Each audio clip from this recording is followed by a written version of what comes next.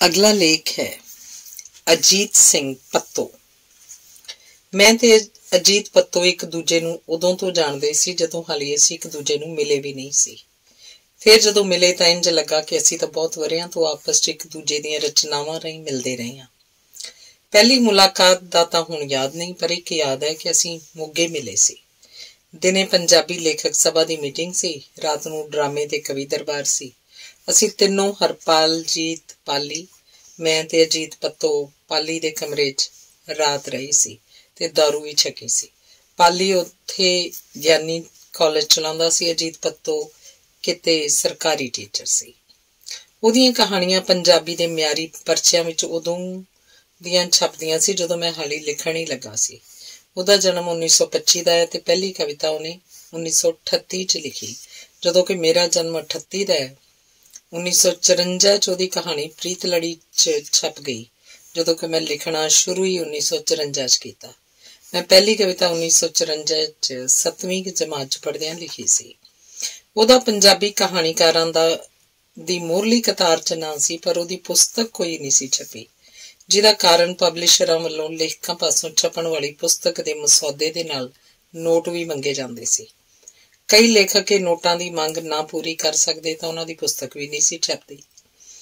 ਅਜੀਤ ਪੱਤੋ ਵਿਚਾਰਾ ਦਾ ਤੇ ਕਹਾਣੀ ਕਲਾ ਦਾ ਜਿੰਨਾ ਅਮੀਰ ਸੀ, ਜੇਬ ਦਾ ਓਨਾ ਹੀ ਗਰੀਬ। ਬਿਨਾਂ ਕਿਤਾਬ ਛਪੇ ਹੀ ਉਹ ਮਸ਼ਹੂਰ ਕਹਾਣੀਕਾਰ ਸੀ। ਕੁਝ ਲੋਕਾਂ ਨੇ ਤਾਂ ਉਹਨੂੰ ਪੁਸਤਕਾ ਪੀਰ ਵੀ ਕਹਿਣਾ ਸ਼ੁਰੂ ਕਰਤਾ ਸੀ। ਬਚਪਨ ਜਾਂ ਚੜ੍ਹਦੀ ਜਵਾਨੀ ਵੇਲੇ ਹੀ ਉਹ ਆਪਣੇ ਤਾਏ ਦੇ ਲੜਕੇ ਭਾਈ ਕਰਤਾਰ ਸਿੰਘ ਦੇ ਕਾਮਰੇਡ ਭੁਰ ਬਰਜਿੰਦਰ ਸਿੰਘ ਦੇ ਸੰਪਰਕ 'ਚ ਆ ਗਿਆ ਸੀ। ਇੱਥੋਂ ਹੀ ਉਹਨੇ ਸਟੱਡੀ ਸਰਕਲਾਂ 'ਚ ਜਾ ਕੇ ਕਮਿਊਨਿਸਟ ਮੈਨੀਫੈਸਟੋ ਤੇ ਭੌਤਿਕਵਾਦੀ ਪਦਾਰਥਵਾਦ ਦਾ ਗਿਆਨ ਲਿਆ। ਉਹਦੇ ਕਹਿਣ ਅਨੁਸਾਰ ਇਸ ਗਿਆਨ ਨੇ ਸਾਡੇ ਕਵਾੜ ਖੋਲ੍ਹਤੇ। ਉਹ ਦੱਸਦਾ ਸੀ ਕਿ ਇਹ ਤੋਂ ਬਾਅਦ ਅਸੀਂ ਸਿੱਧੇ ਰਾਹ ਤੁਰ ਪਏ, ਪਰ ਮੇਰਾ ਬਾਪੂ ਤੇ ਹੋਰ ਕਹਿਣ ਲੱਗ ਪਏ ਕਿ ਅਸੀਂ ਪੁੱਠੇ ਰਾਹ ਪੈ ਗਏ ਹਾਂ। ਇਸ ਪੁੱਠੇ ਜਾਂ ਸਿੱਧੇ ਰਾਹ ਨੇ ਉਹਨੂੰ 47 ਤੋਂ ਪਹਿਲਾਂ ਜੇਲ੍ਹ ਦੀ ਹਵਾ ਵੀ ਖਵਾਈ, ਪਰ ਉਹ ਥਿੜਕਿਆ ਨਹੀਂ ਤੇ ਸਿੱਧੇ ਜਾਂ ਪੁੱਠੇ ਰਾਹ ਤੁਰਿਆ ਰਿਹਾ। ਉਹਨੇ ਫੌਜ ਦੀ ਨੌਕਰੀ ਵੀ ਕੀਤੀ, ਜੋ ਉਹਨੂੰ ਰਾਸ ਨਾ ਆਈ, ਜਾਂ ਇੰਝ ਕਹਿ ਲਓ ਕਿ ਫੌਜ ਲਈ ਬਣਿਆ ਹੀ ਨਹੀਂ ਸੀ। ਫਿਰ ਉਹ ਅਧਿਆਪਕ ਲੱਗ ਗਿਆ। ਜਦੋਂ ਅਸੀਂ ਮਿਲੇ ਉਹ ਅਧਿਆਪਕ ਹੀ ਸੀ, ਪਰ ਮੈਂ ਵੀ ਅਧਿਆਪਕ ਹੀ ਸੀ। ਮੇਰੇ ਆਸਟ੍ਰੇਲੀਆ ਆਉਣ ਤੋਂ ਪਹਿਲਾਂ ਸਾਡੀਆਂ ਮੁਲਾਕਾਤਾਂ ਸਿਰਫ ਗਿਣਤੀ ਦੀਆਂ ਹੀ ਹੋਈਆਂ। ਪਾਰਟੀ ਪੱਧਰ ਤੇ ਮੇਰੇ ਲਈ ਕੰਮ ਹੁੰਦੇ ਸੀ, ਜਿਨ੍ਹਾਂ ਕਰਕੇ ਮੇਰੇ ਪਾਸੋਂ ਆਮ ਪੰਜਾਬੀ ਲੇਖਕਾਂ ਦੀਆਂ ਕਾਨਫਰੰਸਾਂ ਜਾਂ ਮੀਟਿੰਗਾਂ 'ਚ ਨਹੀਂ ਸੀ ਜਾ ਹੁੰਦਾ। ਇੱਕ ਕਾਰਨ ਹੋਰ ਵੀ ਸੀ, ਕਈ ਕਾਨਫਰੰਸਾਂ ਜਾਂ ਮੀਟਿੰਗਾਂ ਦੇ ਸੱਦੇ ਪੱਤਰ ਹੀ ਮੈਨੂੰ ਨਹੀਂ ਸੀ ਮਿਲਦੇ। ਇਸ ਤਰ੍ਹਾਂ ਹੀ ਇੱਕ ਵਾਰ ਪੱਟੀ ਕਾਨਫਰੰਸ ਤੇ ਕਵੀ ਦਰਬਾਰ ਸੀ, ਉੱਥੇ ਧੀਰ ਹੋਰਾਂ ਨੂੰ ਸਨਮਾਨਿਤ ਵੀ ਕਰਨਾ ਸੀ।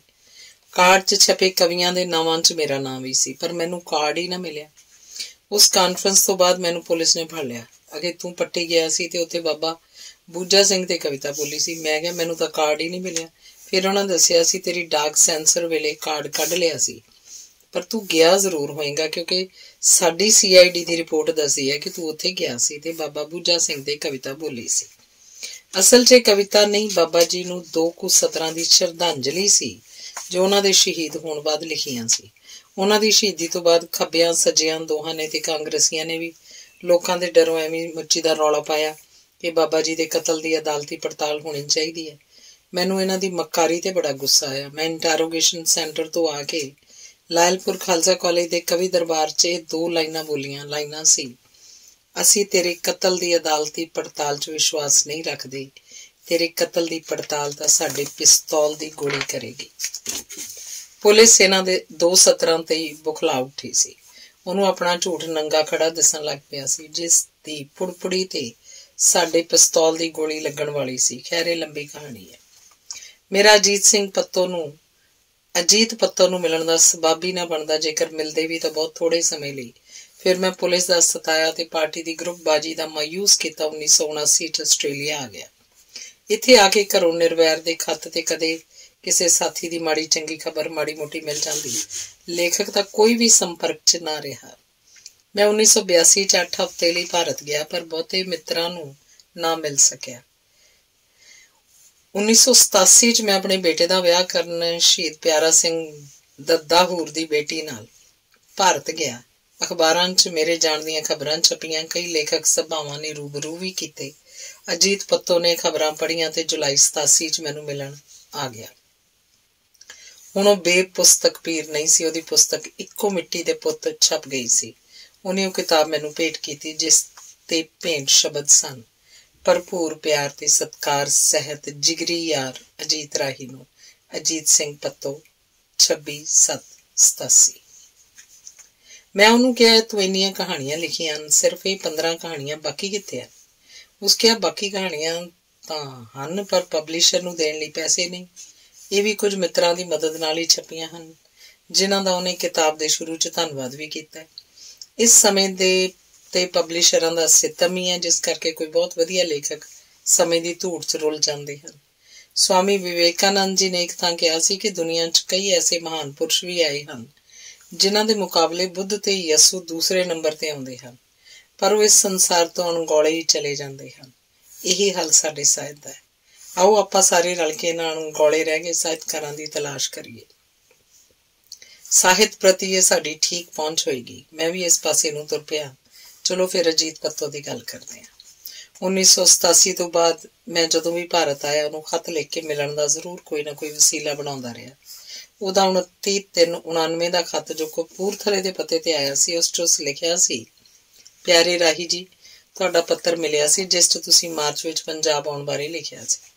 ਇਹਦਾ ਉੱਤਰ ਮੈਂ ਆਸਟ੍ਰੇਲੀਆ ਭੇਜ ਦਿੱਤਾ ਸੀ। ਜਵਾਬ ਉਡੀਕਦਾ ਸਾਂ ਕਿ ਤੁਸੀਂ ਕਦੋਂ ਆ ਰਹੇ ਹੋ, ਪਰ ਉਡੀਕ ਹੀ ਰਹੀ। ਅੱਜ 29/3/99 ਦੇ ਪੰਜਾਬੀ ਟ੍ਰਿਬਿਊਨ 'ਚ ਦੂਜੇ ਸਫ਼ੇ ਉੱਤੇ ਗੁਰੂ ਨਾਨਕ ਯੂਨੀਵਰਸਿਟੀ 'ਚ ਹੋਏ ਸੈਮੀਨਾਰ ਬਾਰੇ ਛਪੀ ਰਿਪੋਰਟ 'ਚ ਆਪਦੀ ਸ਼ਮੂਲੀਅਤ ਬਾਰੇ ਪੜ੍ਹ ਕੇ ਬਹੁਤ ਹੈਰਾਨੀ ਹੋਈ।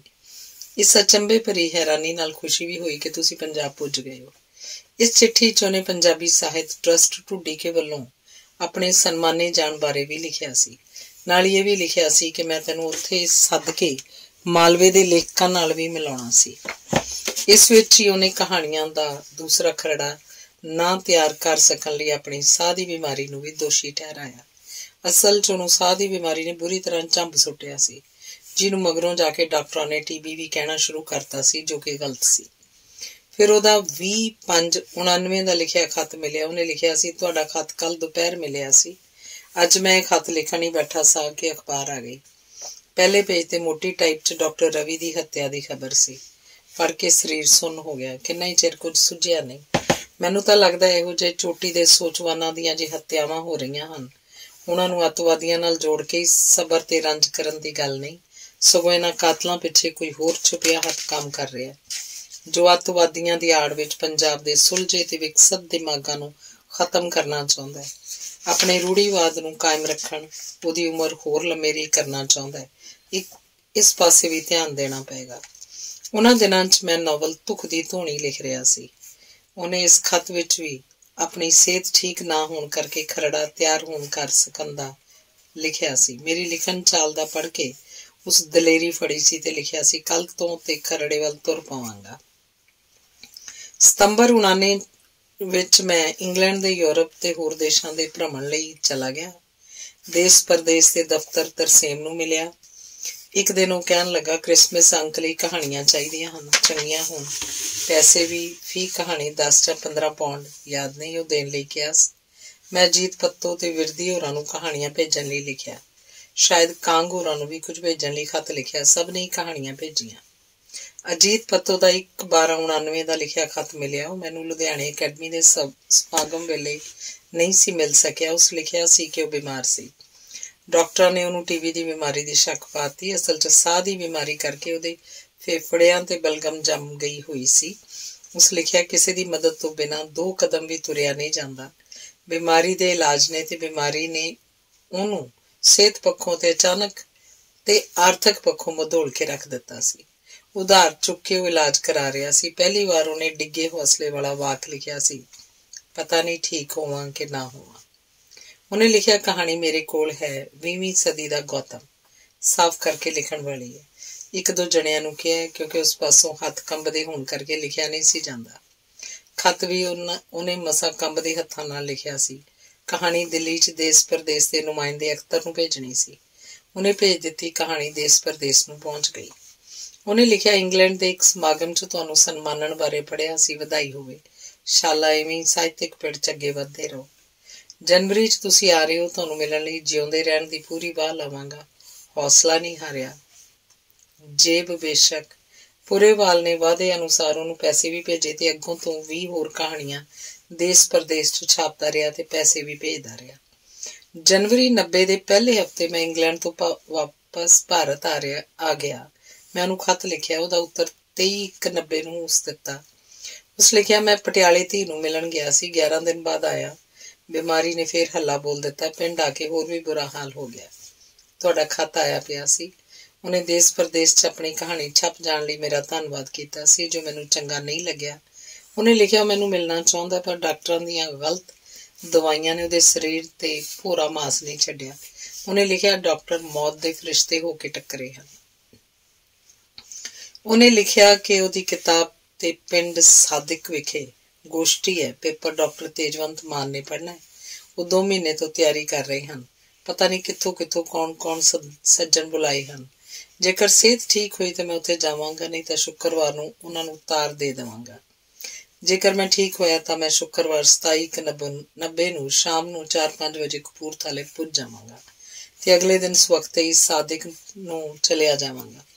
ਤੁਸੀਂ 27/90 ਨੂੰ ਦੁਪਹਿਰ ਤੋਂ ਬਾਅਦ ਜ਼ਰੂਰ ਕਪੂਰਥਲੇ ਹੀ ਰਹਿਣਾ। ਮੇਰੇ ਨਾਲ ਮੇਰੀ ਸੰਭਾਲ ਰੱਖਣ ਵਾਲਾ ਵੀ ਸ਼ਾਇਦ ਮੇਰਾ ਲੜਕਾ ਜਾਂ ਕੋਈ ਹੋਰ ਹੋਵੇ, ਪਰ ਜੇਕਰ ਮੈਂ 27/1/90 ਨੂੰ ਨਾ ਆ ਸਕਿਆ ਤਾਂ ਸਮਝ ਲੈਣਾ ਮੇਰੀ ਸਿਹਤ ਠੀਕ ਨਹੀਂ। ਫਿਰ ਤੁਸੀਂ ਸਮਾਂ ਕੱਢ ਕੇ ਮੈਨੂੰ ਜ਼ਰੂਰ ਮਿਲ ਕੇ ਜਾਣਾ। ਫਿਰ ਸ਼ਾਇਦ ਕਦੀ ਮਿਲ ਨਾ ਸਕੀਏ। ਔਖੇ ਹੋ ਕੇ ਕੰਬਦੇ ਹੱਥਾਂ ਨਾਲ ਖੱਤ ਲਿਖਿਆ ਹੈ, ਹੋਰ ਮਿਲਣ ਤੇ। ਆਪ ਦਾ ਅਜੀਤ ਸਿੰਘ ਪੱਤੋ। ਪਰ ਉਹ ਨਹੀਂ ਆ ਸਕਿਆ। ਘਰ ਹੀ ਸ਼ਾਇਦ ਬਿਮਾਰੀ ਨਾਲ ਹੱਥੋਂ ਪਾਈ ਹੋ ਰਿਹਾ ਸੀ। ਉਹਦਾ ਖੱਤ 17/4/90 ਦਾ ਲਿਖਿਆ ਮਿਲਿਆ ਕਿ ਦੂਸਰੀ ਕਿਤਾਬ ਦਾ ਖਰੜਾ ਤਿਆਰ ਹੈ। ਉਹਨੇ ਲੈਨਿਨ ਕਿਤਾਬ ਘਰ ਮਹਿਲ ਕਲਾਂ ਵਾਲਿਆਂ ਨਾਲ ਗੱਲ ਕਰ ਲਈ ਹੈ। ਉਹ 1500 ਰੁਪਏ ਲੈਣਗੇ ਤੇ ਪਹਿਲੀ ਕਿਤਾਬ ਦਾ ਦੂਜਾ ਐਡੀਸ਼ਨ ਮੁਫਤ ਛਾਪਣਗੇ। ਹਰ ਇੱਕ ਕਿਤਾਬ ਦੀ 1100 ਕਾਪੀ ਛਾਪਣਗੇ, ਕੁਝ ਲਾਇਬ੍ਰੇਰੀ ਐਡੀਸ਼ਨ ਤੇ ਬਾਕੀ ਪੇਪਰ ਬੈਕ। ਉਹਨੇ ਉਹਨਾਂ ਦੀ ਬੜੀ ਸਿਫਤ ਕੀਤੀ ਸੀ। ਇੰਗਲੈਂਡ ਤੋਂ ਵਾਪਸ ਆ ਕੇ ਮੈਂ ਜੋ ਯੂਰਪ ਦੇ ਲੇਖਕਾਂ ਦੇ ਜੋ ਹੋ ਚੁੱਕੇ ਹਨ, ਉਹਨਾਂ ਦੇ ਘਰ ਤੇ ਉਹਨਾਂ ਦੀਆਂ ਸਾਂਭੀਆਂ ਹੋਈਆਂ ਯਾਦਗਾਰੀ ਵਸਤਾਂ ਵੇਖ ਕੇ ਮੈਂ ਆਪਣੇ ਲੇਖਕਾਂ ਬਾਰੇ ਲੇਖ ਲਿਖੇ, ਜੋ ਅਜੀਤ 'ਚ ਲਗਾਤਾਰ ਛਪੇ। ਮਗਰ ਉਹ ਨਵਯੁਗ ਪਬਲਿਸ਼ਰ ਨੇ ਕਬਰ, ਜਿਨ੍ਹਾਂ ਦੀ ਜੀਵੇ ਹੂ ਨਾਂ ਹੇਠ ਤਸਵੀਰਾਂ ਸਮੇਤ ਕਿਤਾਬ ਛਾਪੀ। ਮੇਰੇ ਦਿਮਾਗ 'ਚ ਸੀ ਕਿ ਅਸੀਂ ਵੀ ਆਪਣੇ ਹੋ ਚੁੱਕੇ ਲੇਖਕਾਂ ਦਾ ਕੁਝ ਨਾ ਕੁਝ ਜੋ ਵੀ ਮਿਲੇ ਉਹ ਇੱਕ ਯਾਦਗਾਰ ਵਜੋਂ ਸੰਭਾਲੀਏ। ਜਦੋਂ ਮੈਂ ਸਾਰੀ ਪੜਤਾਲ ਕੀਤੀ ਤਾਂ ਪਤਾ ਲੱਗਾ ਇੱਕ ਟਰਸਟ ਬਣਾਉਣਾ ਪਏਗਾ, ਜੋ ਰਜਿਸਟਰ ਕਰਾਉਣਾ ਜ਼ਰੂਰੀ ਹੈ। ਮੈਂ ਉਹ ਸਭ ਨੱਠ ਭੱਜ ਕਰਕੇ ਕਰ ਲਿਆ। ਫਿਰ ਪਤਾ ਲੱਗਾ ਜੇਕਰ ਬਾਹਰੋਂ ਪੈਸਾ ਲਿਆਉਣਾ ਤੇ ਰਿਜ਼ਰਵ ਬੈਂਕ ਤੋਂ ਮਨਜ਼ੂਰੀ ਲੈਣੀ ਜ਼ਰੂਰੀ ਹੈ। ਮੈਂ ਚੰਡੀਗੜ੍ਹ ਰਿਜ਼ਰਵ ਬੈਂਕ ਦੀ ਬ੍ਰਾਂਚ 'ਚ ਗਿਆ। ਉਹਨਾਂ ਕਿਹਾ, ਅਸੀਂ ਮਨਜ਼ੂਰੀ ਤਾਂ ਦੇ ਸਕਦੇ ਹਾਂ ਜੇਕਰ ਹੋਮ ਮਿਨਿਸਟਰੀ ਤੁਹਾਡੇ ਟਰਸਟ ਨੂੰ ਮਨਜ਼ੂਰੀ ਦੇਵੇ। ਇਸ ਕੰਮ ਲਈ ਮੈਂ ਦਿੱਲੀ ਚਲਾ ਗਿਆ। ਸਾਰਾ ਪਤਾ ਕੀਤਾ, ਕਦੀ ਕਿਸੇ ਦਫ਼ਤਰ ਕਦੀ ਕਿਸੇ, ਫਾਰਮ ਭਰ ਕੇ ਦਿੱਤੇ, ਪਰ ਦਫ਼ਤਰ ਦੇ ਬਾਬੂ ਹੱਥ ਪੱਲੇ ਕੁਝ ਨਾ ਪਾਉਣ। ਮੈਂ ਅਮਰਤਾ ਹੋਰਾਂ ਨਾਲ ਗੱਲ ਕੀਤੀ। ਉਹ ਕਹਿਣ ਲੱਗੇ, ਤੂੰ ਕੀ ਸੋਚਦਾ ਹੈ, ਇੱਥੇ ਇਹ ਸਭ ਇਹ ਲੋਕ ਕਰ ਦੇਣਗੇ? ਭੁੱਲ ਜਾ, ਆਪਣਾ ਵਕਤ ਬਰਬਾਦ ਨਾ ਕਰ। ਪਰ ਮੈਂ ਤੇ ਤੁਲਿਆ ਹੋਇਆ ਸੀ। ਫਿਰ ਪਾਪੇ ਹੋਰਾਂ ਕਿਹਾ, ਦੁੱਗਲ ਹੋਰਾਂ ਨੂੰ ਜਾਂ ਕਰਨਜੀਤ ਨੂੰ ਲੈ ਕੇ ਗੁਜਰਾਲ ਹੋਰਾਂ ਨੂੰ ਮਿਲ।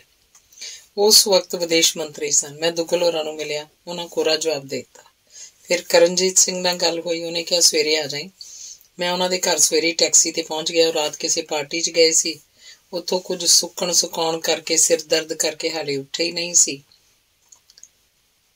ਉਹਨਾਂ ਨਾ ਜਾ ਸਕਣ ਦੀ ਆਪਣੀ ਮਜਬੂਰੀ ਦੱਸੀ। ਅਖੀਰ ਮੈਂ ਟੈਕਸੀ 'ਚ ਸਿੱਧਾ ਗੁਜਰਾਲ ਹੋਰਾਂ ਦੀ ਕੋਠੀ ਚਲਾ ਗਿਆ। ਮੁਲਾਕਾਤੀਆਂ ਦੀ ਲੰਬੀ ਕਤਾਰ ਤੋਂ ਪਾਸੇ ਹੋ ਕੇ ਬੈਠ ਗਿਆ। ਜਦੋਂ ਬਾਕੀਆਂ ਨੂੰ ਮਿਲ ਚੁੱਕੇ ਤਾਂ ਮੈਨੂੰ ਪੁੱਛਿਆ, ਤੁਸੀਂ ਕਿਵੇਂ ਆਏ ਹੋ? ਮੈਂ ਆਪਣੀ ਸਾਰੀ ਸਕੀਮ ਦੱਸੀ। ਸੁਣ ਕੇ ਬਹੁਤ ਖੁਸ਼ ਹੋਏ।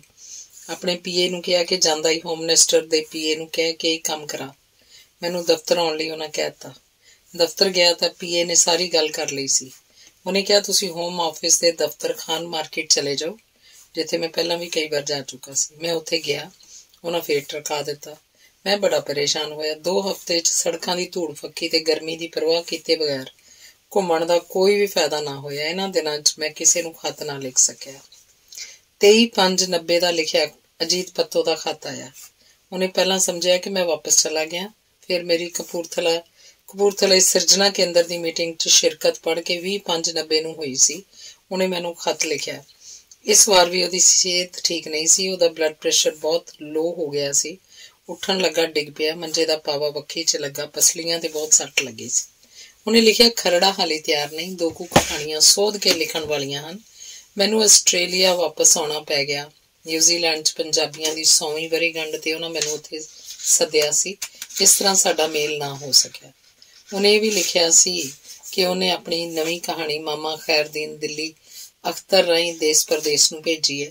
ਉਹਦੀ ਪਹੁੰਚ ਬਾਰੇ ਮੈਨੂੰ ਪਤਾ ਕਰਨ ਲਈ ਵੀ ਕਿਹਾ ਸੀ। ਜਦੋਂ ਦੇਸ ਪਰਦੇਸ ਛਪੀ ਮੈਂ ਉਹਨੂੰ ਖੱਤ ਪਾ ਦਿੱਤਾ ਸੀ। ਅਜੀਤ ਪੱਤੋ ਦੀ ਚਿਰਾਂ ਬਾਅਦ ਹੀ ਸਹੀ ਜਦੋਂ ਵੀ ਕੋਈ ਕਹਾਣੀ ਕਿਸੇ ਪਰਚੇ 'ਚ ਛਪਦੀ ਤਾਂ ਖੂਬ ਚਰਚਾ ਹੁੰਦੀ। ਸਾਹਿਤਿਕ ਹਲਕਿਆਂ 'ਚ ਉਹਦਾ ਮਾਣ ਦਿਨੋਂ ਦਿਨ ਵੱਧ ਰਿਹਾ ਸੀ।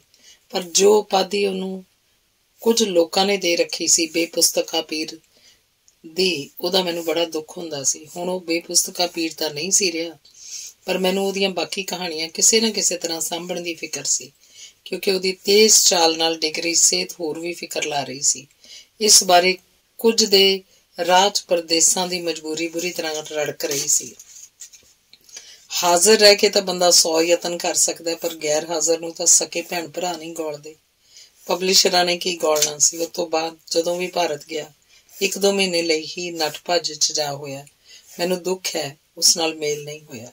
ਉਹਨੇ ਸੱਚ ਹੀ ਲਿਖਿਆ ਸੀ, ਜੇਕਰ ਹੁਣ ਨਾ ਮਿਲ ਸਕੇ ਤੇ ਸ਼ਾਇਦ ਮੁੜ ਕੇ ਕਦੀ ਵੀ ਨਾ ਮਿਲ ਸਕੀਏ।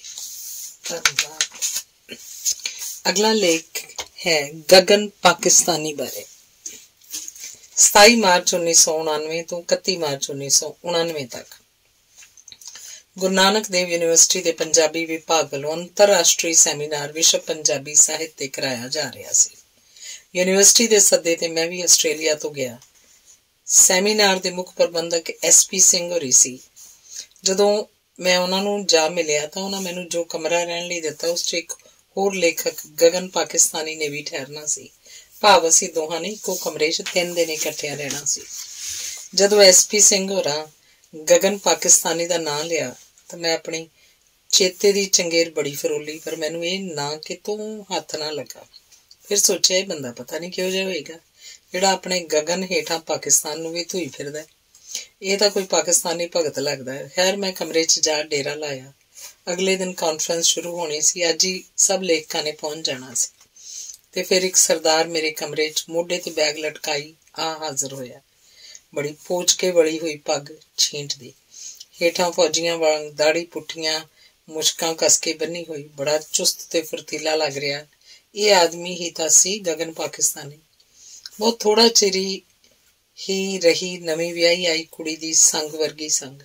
ਫਿਰ ਅਸੀਂ ਆਪਸ 'ਚ ਇੰਝ ਘੁਲ ਮਿਲ ਗਏ ਜਿਵੇਂ ਜਨਮਾਂ ਤੋਂ ਇੱਕ ਦੂਜੇ ਨੂੰ ਜਾਣਦੇ ਹੋਈਏ। ਉਹਦਾ ਪਰਿਵਾਰ ਤੇ ਉਹ ਅਮਰੀਕਾ 'ਚ ਰਹਿੰਦੇ ਸੀ। ਉਹਦਾ ਭਾਰਤ ਵਿੱਚ ਟਿਕਾਣਾ ਕਾਨਪੁਰ ਸੀ, ਜਿੱਥੇ ਉਹਦੀ ਤਾਰਨ ਰਹਿੰਦੀ ਸੀ। ਉਹ ਕਾਨਪੁਰ ਤੇ ਅਮਰੀਕਾ 'ਚ ਜੁਲਾਹੇ ਦੀ ਤਾਣੀ ਵਾਂਗ ਚੱਕਰ ਕੱਟਦਾ ਉੱਧੜਦਾ ਰਹਿੰਦਾ ਸੀ। ਪਹਿਲੀ ਰਾਤ ਅਸੀਂ ਗਈ ਰਾਤ ਤੱਕ ਗੱਲਾਂ ਕਰਦੇ ਰਹੇ। ਉਹਨੇ ਕਾਨਪੁਰ 'ਚ 84 ਦੇ ਸਿੱਖ ਵਿਰੋਧੀ ਦੰਗਿਆਂ ਦੀਆਂ ਲੂਮ ਕੰਡੇ ਖੜੇ ਕਰਨ ਵਾਲੀਆਂ ਕਹਾਣੀਆਂ ਦੱਸੀਆਂ। ਉਹਨੇ ਦੱਸਿਆ ਇੱਕ ਕੁੜੀ ਆਪਣੇ ਬਾਪ ਦੀ ਗੋਡੇ ਤੋਂ ਥੱਲਿਓਂ ਵੱਡੀ ਲੱਤ ਜੋ ਪੈਰ 'ਚ ਬੂਟ ਸਣੇ ਹੈ ਹਾਲੀ ਵੀ ਆਪਣੇ ਨਾਲ ਚੁੱਕੀ ਫਿਰਦੀ ਹੈ।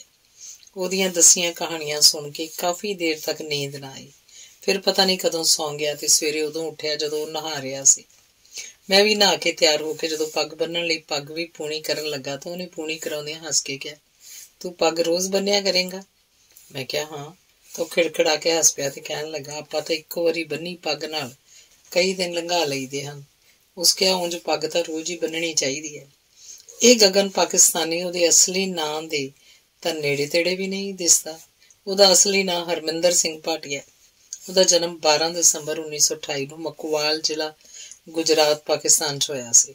1947 'ਚ ਵੰਡ ਵੇਲੇ ਉਹਨੇ ਇਕੱਲੇ ਮਕਵਾਲ ਨੂੰ ਚੁੱਕਣ ਦੀ ਥਾਂ ਸਾਰਾ ਪਾਕਿਸਤਾਨ ਹੀ ਨਾਲ ਚੁੱਕ ਲਿਆ ਤੇ ਹਰਮਿੰਦਰ ਸਿੰਘ ਭਾਟੀਆ ਉਹ ਮਕਵਾਲ ਹੀ ਛੱਡ ਆਇਆ ਸੀ। ਉਹਨੇ ਦੱਸਿਆ ਉਹ ਛੋਟੇ ਛੋਟੇ ਲੇਖ ਲਿਖਦਾ, ਜਿਗਰ ਪਾਰਿਆਂ ਦੇ ਸਿਰਲੇਖ ਹੇਠ। ਉਹਦੇ ਜਿਗਰ ਪਾਰਿਆਂ ਦੀ ਗੱਲ ਸੁਣ ਕੇ ਮੈਨੂੰ ਕੁਝ ਆਪਣੇ ਚੇਤਿਆਂ ਦੀ ਚੰਗੇਰ 'ਚ ਰੜਕਦਾ ਮਹਿਸੂਸ ਹੋਇਆ। ਮੈਂ ਕਿਹਾ ਹਾਂ, ਮੈਂ ਪੜ੍ਹੇ ਹਨ ਕੁਝ, ਪਰ ਬਹੁਤ ਦੇਰ ਪਹਿਲਾਂ। ਉਸ ਦੱਸਿਆ ਮੈਂ ਬਹੁਤ ਘੱਟ ਲਿਖਦਾ ਤੇ ਨਾਮ ਮਾਤਰ ਹੀ ਪਰਚਿਆਂ 'ਚ ਛਪਣ ਲਈ ਘੱਲਦਾ। ਮੈਂ ਉਸ ਨਾਲ ਆਪਣੇ ਮਿੱਤਰ ਕੁਲਬੀਰ ਸਿੰਘ ਕਾਂਗ ਦੇ ਛੋਟੇ ਲੇਖਾਂ ਦਾ ਜ਼ਿਕਰ ਕੀਤਾ ਤਾਂ ਉਸ ਕਿਹਾ, ਹਾਂ ਮੈਂ ਜਾਣਦਾ, ਉਹ ਸੋਹਣੇ ਲੇਖ ਲਿਖਦਾ ਹੈ। ਇਹ ਸਾਹਿਤਕ ਮੇਲਾ 3 ਦਿਨ ਚੱਲਣਾ ਸੀ। ਮੇਰੇ ਮਿੱਤਰ ਭਾਰਤੀ ਪੰਜਾਬੀ ਲੇਖਕ ਬਹੁਤ ਆਏ। ਮੈਂ ਤਾਂ ਉਹਨਾਂ 'ਚ ਹੀ ਗੁਆਚ ਗਿਆ। ਉਹਦਾ ਬਹੁਤਾ ਵਕਤ ਕਾਨਫਰੰਸ ਤੋਂ ਬਿਨਾਂ ਜਤਿੰਦਰਪਾਲ ਜੌਲੀ ਤੇ ਉਹਦੀ ਪਤਨੀ ਨਾਲ ਬੀਤਦਾ। ਜੌਲੀ ਹੋਰਾਂ ਨਾਲ ਮੇਰੀ ਜਾਣ ਪਛਾਣ ਕਰਾਉਂਦਿਆਂ ਉਸ ਦੱਸਿਆ, ਇਹ ਮੇਰੇ ਬੱਚੇ ਹਨ। ਜੌਲੀ ਉਦੋਂ ਫਿਰੋਜ਼ਪੁਰ ਨੌਕਰੀ ਕਰਦਾ ਸੀ। ਅਸੀਂ ਕਮਰੇ 'ਚ ਸਿਰਫ ਰਾਤ ਕੱਟਣ ਲਈ ਆਉਂਦੇ। ਦਿਨ ਤਾਂ ਪਤਾ ਹੀ ਨਹੀਂ ਸੀ ਲੱਗਦਾ ਕਿਵੇਂ ਬੀਤ ਜਾਂਦਾ ਸੀ। ਮੇਰੇ ਕੋਲ ਇੱਕ ਰਾਤ ਪ੍ਰੋਫੈਸਰ ਕੇਵਲ ਪਰਵਾਨਾ ਵੀ ਇੱਕ ਰਾਤ ਠਹਿਰਿਆ ਸੀ। ਮੈਂ ਉਹਨੂੰ ਅਵਤਾਰ ਸਿੰਘ ਭੋਲ ਨਾਲ ਵੀ ਮਿਲਾਇਆ ਸੀ।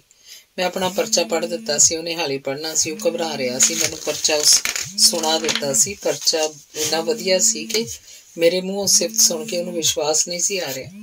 ਖੈਰ, ਉਹਨੇ ਜਦੋਂ ਪਰਚਾ ਪੜ੍ਹਿਆ ਤਾਂ ਬੱਲੇ ਬੱਲੇ ਹੋ ਗਈ। 31/3/99 ਨੂੰ ਕਾਨਫਰੰਸ ਦੀ ਸਮਾਪਤੀ ਤੋਂ ਬਾਅਦ ਜੁਦਾ ਹੋਣ ਤੋਂ ਪਹਿਲਾਂ ਮੈਂ ਉਹਨੂੰ ਆਪਣੀ ਸਵੈ ਜੀਵਨੀ, ਅੱਧੀ ਸਦੀ ਦਾ ਸਫ਼ਰ ਤੇ ਹੋਰ ਕਵਿਤਾ ਦੀਆਂ ਕਿਤਾਬਾਂ ਭੇਟ ਕੀਤੀਆਂ। ਉਸ ਕੋਲ ਉਸ ਵੇਲੇ ਉਹਦੀ ਸਿਰਫ ਇੱਕ ਹੀ ਕਿਤਾਬ ਸੀ, ਬਾਕੀ ਸਭ ਦੁਬਾਰਾ ਛਪਣ ਵਾਲੀਆਂ ਸੀ। ਉਹ ਕਿਤਾਬ ਸੀ ਕਾਲੰਬਰ, ਭਾਵ ਕਾਲਾ ਅੰਬਰ। ਮੈਨੂੰ ਪੁਸਤਕ ਭੇਟ ਦੇ ਸ਼ਬਦ ਜੋ ਉਹਨੇ ਲਿਖੇ, ਜਿਸ ਵੀਰ ਅਜੀਤ ਰਾਹੀ ਜੀ ਨਾਲ ਇੱਕ ਜਨਮ ਜਿੱਡਾ ਵਾਸ ਅੰਮ੍ਰਿਤਸਰ ਪ੍ਰਵਾਸੀ ਸਾਹਿਤ ਦੇ ਮੇਲੇ ਤੇ ਆ ਕੇ ਇੱਕ ਕਮਰੇ 'ਚ ਹੱਸਦੇ ਖੇਡਦੇ ਕੱਟਿਆ, ਉਸ ਮਹਾਨ ਸ਼ਾਇਰ ਮਿੱਤਰ ਨੂੰ ਆਪਣੀ ਜਿਗਰ ਪਾਰੇ ਦੀ ਵੰਨਗੀ ਯਾਦ ਵਜੋਂ ਗਗਨ ਪਾਕਿਸਤਾਨੀ 31/3/99। ਇਸ ਪੁਸਤਕ ਦਾ ਸਮਰਪਣ ਪੜ੍ਹ ਕੇ ਤਾਂ ਮੈਂ ਦੰਗ ਹੀ ਰਹਿ ਗਿਆ। ਕਿੰਨੀ ਦਲੇਰੀ ਨਾਲ ਕਬੂਲਿਆ ਸੀ। ਬਲਵੰਤ ਉਹਦੀ ਪਤਨੀ ਦੀ ਬਹਿਸ਼ਤ ਜਿਹੀ ਰਿਸ਼ਤਗੀ ਦੇ ਨਾਂ, ਤਾਰਨ ਦੀ ਬੇਰਿਸ਼ਤਾ ਬਹਿਸ਼ਤਗੀ ਦੇ ਨਾਂ। ਅਸੀਂ ਇੱਕ ਦੂਜੇ ਨਾਲ ਸਿਰਨਾਮੇ ਵਟਾਏ ਤੇ ਖੁਸ਼ੀਆਂ ਭਰਿਆ ਇਹਨਾਂ ਦਿਨਾਂ ਦੀ ਯਾਦ ਨੂੰ ਵਿਛੋੜੇ ਦੇ ਹੋਕੇ ਦੀ ਮੁੱਠੀ 'ਚ ਲੈ ਕੇ ਜੁਦਾ ਹੋ ਗਏ। ਅਸੀਂ ਇੱਕ ਦੂਜੇ ਨੂੰ ਖੱਤ ਲਿਖਦੇ ਰਹਿਣ ਦੇ ਇਕਰਾਰ ਕੀਤੇ। ਆਮ ਤੌਰ ਤੇ ਖੱਤ ਲਿਖਣ ਦੇ ਇਕਰਾਰ ਪੁੱਗਦੇ ਨਹੀਂ, ਖਾਸ ਕਰ ਮੇਰੇ ਕੋਲੋਂ। ਮੈਂ ਖੱਤ ਲਿਖਣ 'ਚ ਬੜਾ ਆਲਸੀ ਹਾਂ। ਗਗਨ ਦਾ ਪਹਿਲਾ ਖੱਤ 27/4/99 ਦਾ ਲਿਖਿਆ ਮਿਲਿਆ। ਬੜਾ ਪਿਆਰਾ ਖੱਤ ਸੀ। ਲਿਖਿਆ ਸੀ, ਮੈਂ ਤਾਰਨ ਨੂੰ ਸਾਰੀ ਸਾਧ ਦੀ ਵਿਥਿਆ ਸੁਣਾਈ। ਤੁਹਾਡੀ ਬੜੀ ਨਿਖੇਧੀ ਕੀਤੀ ਕਿ ਰਾਤੀ ਨਹਾਉਂਦਾ ਸੀ, ਪਗੜੀ ਰੋਜ਼ ਬਦਲਦਾ ਸੀ, ਚਾਬੀ ਦੂਰੋਂ ਲਿਸ਼ਕਾਉਂਦੇ ਸੀ, ਕਮਰੇ ਦੀ ਚਾਬੀ ਝੂਮ ਝੂਮ ਟੁਰਦੇ ਸੀ ਤੇ ਬੜਿਆਂ ਦੇ ਵਾਕਫ ਸੀ। ਅਗਲੀ ਚਿੱਠੀ 9 ਮਈ 1999 ਦੀ ਲਿਖੀ ਮਿਲੀ, ਜਿਸ 'ਚ ਕਵਿਤਾ ਦੀ ਕਿਤਾਬ ਅਸੀਂ ਤੇ ਸੋਚਿਆ ਨਹੀਂ ਸੀ ਦੀਆਂ ਕਵਿਤਾਵਾਂ ਦੀ ਪ੍ਰਸ਼ੰਸਾ ਸੀ। ਜੂਹ ਤੇ ਲੱਗਾ ਨਲਕਾ ਹੌਕੇ ਭਰਦਾ ਉਹਨੂੰ ਉਦਾਸ ਕਰ ਗਿਆ ਸੀ। ਮੇਰੀ ਕਵਿਤਾ 'ਚ ਪੰਜਾਬ ਦੇ ਪਿੰਡਾਂ ਦਾ, ਪੰਜਾਬ ਦੀ ਮਿੱਟੀ ਦਾ ਮੋਹ ਉਹਨੂੰ ਮੇਰੇ ਖੂਨ ਵਿੱਚ ਗੁੰਨਿਆ ਲੱਗਦਾ ਸੀ। ਉਹਨੂੰ ਮੇਰੇ ਐਡਰੈਸ ਦਾ ਵੀ ਸ਼ੱਕ ਸੀ। ਮੈਂ ਉਹਨੂੰ ਲਿਖਿਆ, ਮੇਰਾ ਪਤਾ ਸਿਰਫ ਇੰਨਾ ਹੀ ਹੈ ਕਿ ਅਜੀਤ ਰਾਹੀ, ਲਾਹੌਰੀ ਗੇਟ, ਕਪੂਰਥਲਾ ਜਾਂ ਅਜੀਤ ਰਾਹੀ, ਕਪੂਰਥਲਾ, ਪੰਜਾਬ ਨਾਲ ਹੀ ਮੈਨੂੰ ਖੱਤ ਮਿਲ ਜਾਂਦਾ। ਉਸ 7 ਜੂਨ 1999 ਦਾ ਖੱਤ 'ਚ ਲਿਖਿਆ, ਕੋਈ ਗੱਲ ਏ, ਪਤਾ ਏ ਕਿ ਟੱਲ ਏ ਜੋ ਕਪੂਰਥਲੇ ਦੇ ਘੰਟਾ ਘਰ ਨਾਲ ਬੱਝਾ ਹੋਇਆ। ਫਿਰ ਉਹਨੇ ਫਿਰੋਜ਼ਪੁਰ ਜੌਲੀ ਕੋਲ ਆਉਣ ਬਾਰੇ ਖੱਤ ਲਿਖਿਆ। ਮੈਂ ਉਹਨੂੰ ਮਿਲਣ ਨਾ ਜਾ ਸਕਿਆ। ਉਹਨੇ ਆਪਣੀਆਂ ਕਿਤਾਬਾਂ ਗੁਰੂ ਨਾਨਕ ਯੂਨੀਵਰਸਿਟੀ 'ਚ ਛਪਣੀਆਂ ਦੇਣੀਆਂ ਸੀ। ਫਿਰੋਜ਼ਪੁਰ ਸਕੂਟਰ ਤੋਂ ਡਿੱਗ ਕੇ ਉਹਦੇ ਸੱਟਾਂ ਲੱਗ ਗਈਆਂ। ਉਹ ਯੂਨੀਵਰਸਿਟੀ ਗਿਆ। ਉਸ ਲਿਖਿਆ, ਮੈਂ ਉਸ ਕਮਰੇ ਦੇ ਬਾਹਰ ਜਾ ਕੇ ਜਿੱਥੇ ਆਪਾਂ ਠਹਿਰੇ ਸੀ, ਮੈਂ ਇੱਕ ਹੌਕਾ ਤੇਰੇ ਵੱਲ ਮੂੰਹ ਕਰਕੇ ਫੂਕ ਆਇਆ, ਤੂੰ ਨਹੀਂ ਦੱਸਿਆ। ਇਹ ਖੱਤ ਉਹਨੇ 7/9/99 ਨੂੰ ਲਿਖਿਆ ਸੀ। ਮੈਂ ਉਦੋਂ ਇੰਗਲੈਂਡ ਜਾਣ ਲਈ ਤਿਆਰ ਸੀ। ਉਸ ਲਿਖਿਆ, ਤੇਰੀਆਂ ਸਾਰੀਆਂ ਚਿੱਠੀਆਂ ਤਾਰਨ ਕਹਿੰਦੀ ਹੈ ਉਹਨੇ ਅਥਰੂ ਭਰ ਭਰ ਕੇ ਪੜ੍ਹੀਆਂ ਨੇ ਤੇ ਤੈਨੂੰ ਬੁਲਾ ਰਹੀ ਹੈ। ਮੈਂ ਇੰਗਲੈਂਡ ਤੇ ਯੂਰਪ ਤੇ ਹੋਰ ਦੇਸ਼ਾਂ ਵੱਲ ਜਾਣ ਤੋਂ ਪਹਿਲਾਂ ਵੀ ਉਹਨੂੰ ਖੱਤ ਲਿਖਿਆ ਸੀ। ਫਿਰ ਮੈਂ ਇੰਗਲੈਂਡ ਜਾ ਕੇ ਖੱਤ ਪਾਇਆ। ਉਹਦਾ 3 ਨਵੰਬਰ 1999 ਰਾਤ 10:15 ਵਜੇ ਦਾ ਸ਼ੁਰੂ ਕੀਤਾ ਖੱਤ ਅਗਲੇ ਦਿਨ ਪੂਰਾ ਹੋਇਆ। ਮੈਨੂੰ ਇੰਗਲੈਂਡ ਮਿਲਿਆ। ਤੁਸੀਂ ਸਮਝ ਹੀ ਗਏ ਹੋਗੇ ਕਿ ਇਹ ਖੱਤ ਕਿੰਨਾ ਲੰਬਾ ਹੋਏਗਾ। ਮੇਰੇ ਖੱਤ 'ਚ ਸ਼ੇਕਸਪੀਅਰ ਦੇ ਜਨਮ ਸਥਾਨ ਦੇਖਣ ਦਾ ਜ਼ਿਕਰ ਪੜ੍ਹ ਕੇ ਉਸ ਲਿਖਿਆ ਸੀ, ਸ਼ੇਕਸਪੀਅਰ ਸਾਰੀ ਜ਼ਿੰਦਗੀ ਕਿਤੇ ਨਹੀਂ ਗਿਆ। ਰਾਣੀ ਉਹਦੀ ਹਮੈਤਣ ਸੀ। ਉਹਦੇ ਦੇਸ਼ ਵਾਸੀਆਂ ਨੇ ਆਪਣੀ ਬੋਲੀ ਨਾਲ ਸ਼ੇਕਸਪੀਅਰ ਨੂੰ ਵੀ ਸਾਰੀ ਦੁਨੀਆ 'ਚ ਪਹੁੰਚਾਤਾ।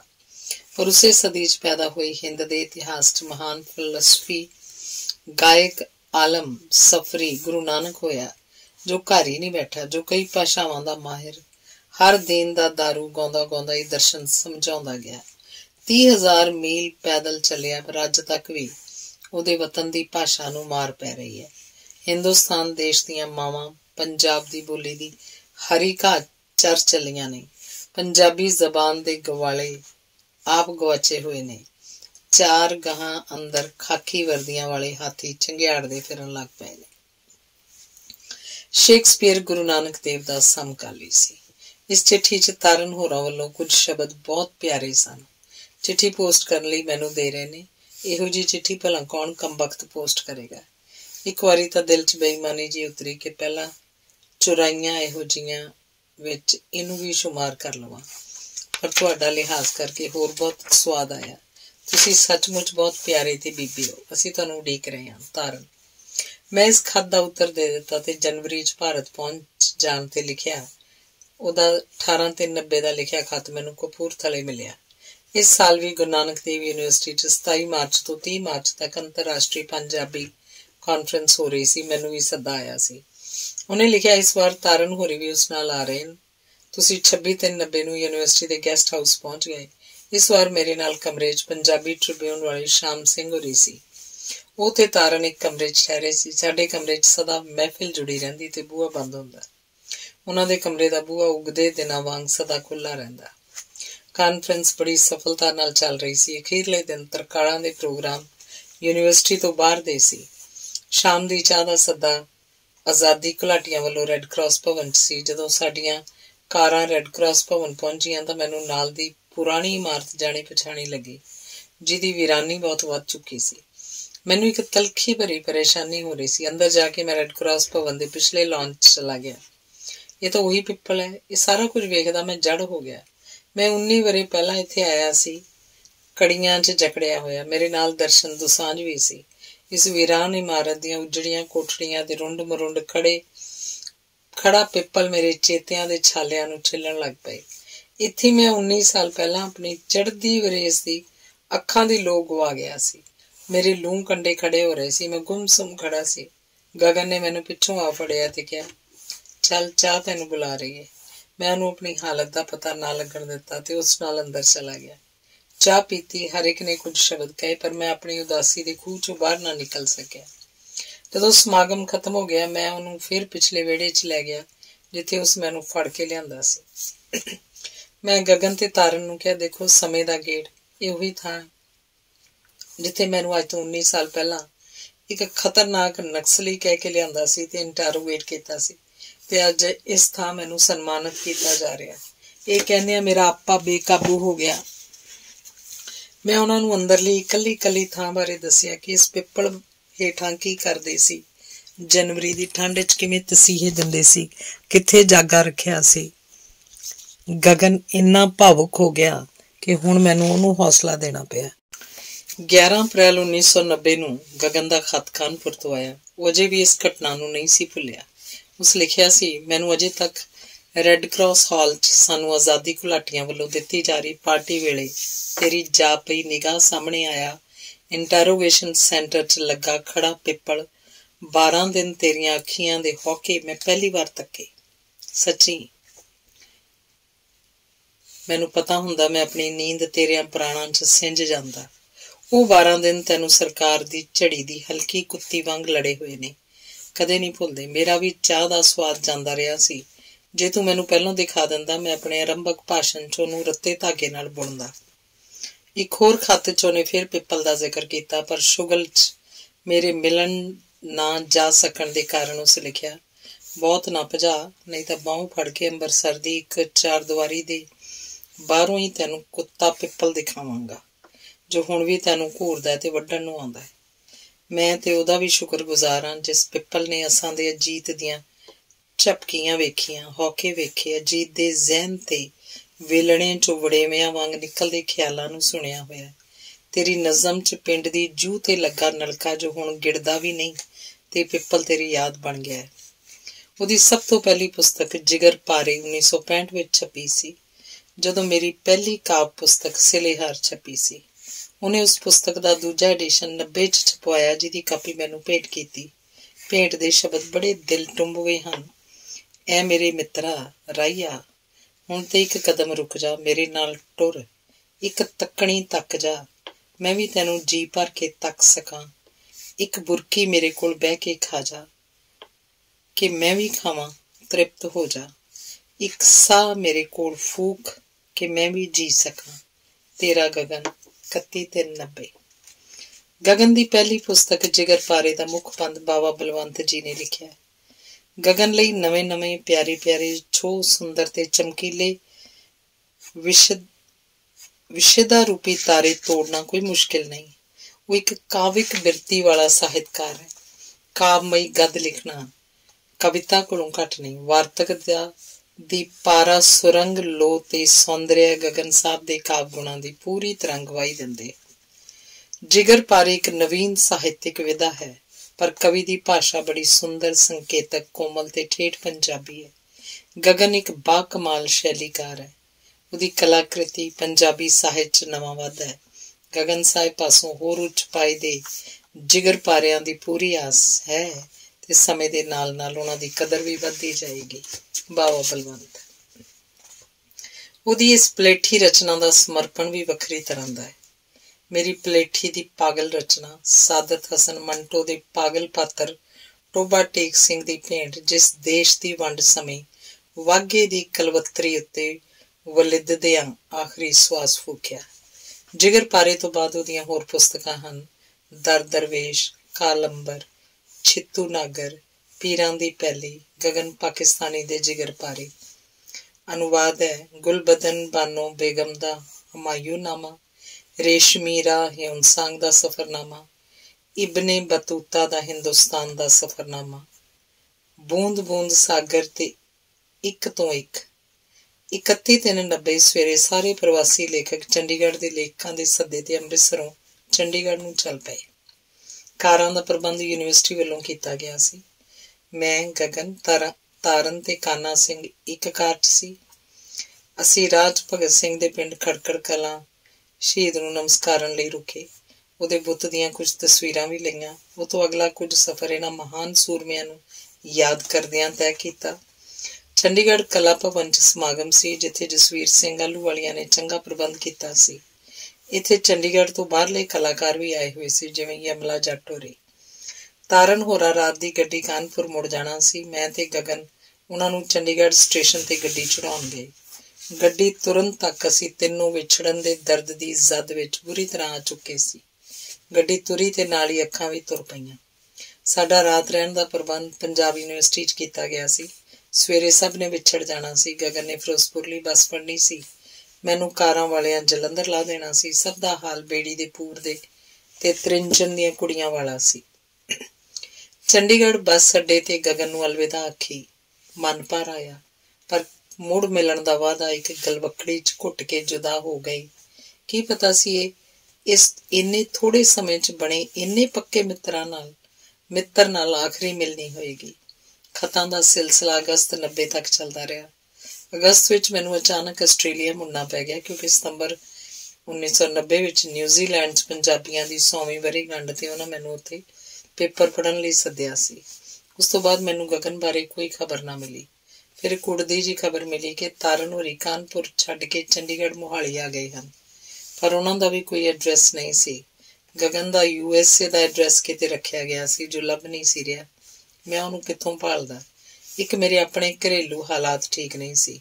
ਫਿਰ ਇੱਕ ਸ਼ਾਮ ਸਿਡਨੀ ਤੋਂ ਕਿਸੇ ਸੱਜਣ ਦਾ ਫੋਨ ਆਇਆ। ਉਸ ਪੁੱਛਿਆ, ਤੁਸੀਂ ਅਜੀਤ ਰਾਈ ਬੋਲ ਰਹੇ ਹੋ? ਮੈਂ ਕਿਹਾ ਹਾਂ।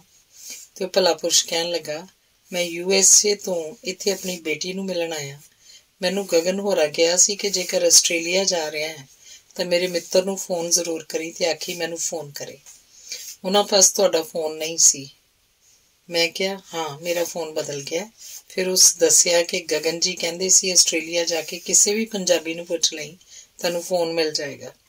ਪਹਿਲਾਂ ਤਾਂ ਮੈਂ ਐਵੇਂ ਕਾਲ ਕਰ ਲਈ, ਪਰ ਅੱਜ ਹੀ ਕਿਸੇ ਨੂੰ ਪੁੱਛਿਆ ਤਾਂ ਤੁਹਾਡਾ ਫੋਨ ਮਿਲ ਗਿਆ। ਉਂਝ ਮੈਨੂੰ ਇੱਥੇ ਆਏ ਨੂੰ ਤਾਂ 2 ਮਹੀਨੇ ਹੋ ਗਏ ਹਨ। ਮੈਂ ਕਿਹਾ ਮੈਨੂੰ ਗਗਨ ਦਾ ਫੋਨ ਲਿਖਾ ਦਿੱਤਾ। ਮੈਂ ਉਸੇ ਵੇਲੇ ਫੋਨ ਘੁਮਾ ਦਿੱਤਾ, ਪਰ ਅੱਗੇ ਤਾਂ ਮਸ਼ੀਨ ਬੋਲ ਰਹੀ ਸੀ। ਮੈਂ ਸੁਨੇਹਾ ਵੀ ਛੱਡਿਆ, ਪਰ ਕੋਈ ਜਵਾਬ ਨਾ ਆਇਆ। ਫਿਰ ਫੋਨ ਕਰਦਾ ਰਿਹਾ, ਪਰ ਹਰ ਵਾਰ ਨਿਰਾਸ਼ਾ ਹੀ ਹੱਥ ਲੱਗਦੀ ਰਹੀ। ਮੇਰੇ ਪਾਸੋਂ ਇੱਕ ਗਲਤੀ ਹੋ ਗਈ ਸੀ ਕਿ ਮੈਂ ਫੋਨ ਕਰਨ ਵਾਲੇ ਉਸ ਸੱਜਣ ਦਾ ਸਿਡਨੀ ਦਾ ਫੋਨ ਨਹੀਂ ਸੀ ਲੈ ਸਕਿਆ। ਮੈਨੂੰ ਹਫ਼ਤਾ ਲੰਘ ਗਿਆ ਯਤਨ ਕਰਦੇ ਨੂੰ। ਫਿਰ ਇੱਕ ਰਾਤ ਉਸੇ ਸੱਜਣ ਦਾ ਫੋਨ ਆਇਆ ਤੇ ਮੈਂ ਪਹਿਲਾਂ ਵੀ ਹੀ ਸਵਾਲ ਕੀਤਾ ਕਿ ਉਹ ਫੋਨ ਤਾਂ ਕੋਈ ਚੁੱਕਦਾ ਹੀ ਨਹੀਂ। ਦੂਜੇ ਪਾਸਿਓਂ ਫੋਨ ਤੇ ਇੱਕ ਹੌਕਾ ਸੁਣਾਈ ਦਿੱਤਾ। ਉਸ ਸੱਜਣ ਨੇ ਦੱਸਿਆ ਕਿ ਉਹ ਤਾਂ 1 ਮਹੀਨੇ ਤੋਂ ਹਸਪਤਾਲ 'ਚ ਸਨ ਤੇ ਕੋਮੇ 'ਚ ਚਲੇ ਗਏ ਸੀ। ਮੇਰੇ ਬੇਟੇ ਦਾ ਫੋਨ ਆਇਆ ਕਿ ਉਹ ਹੁਣ ਨਹੀਂ ਰਹੇ।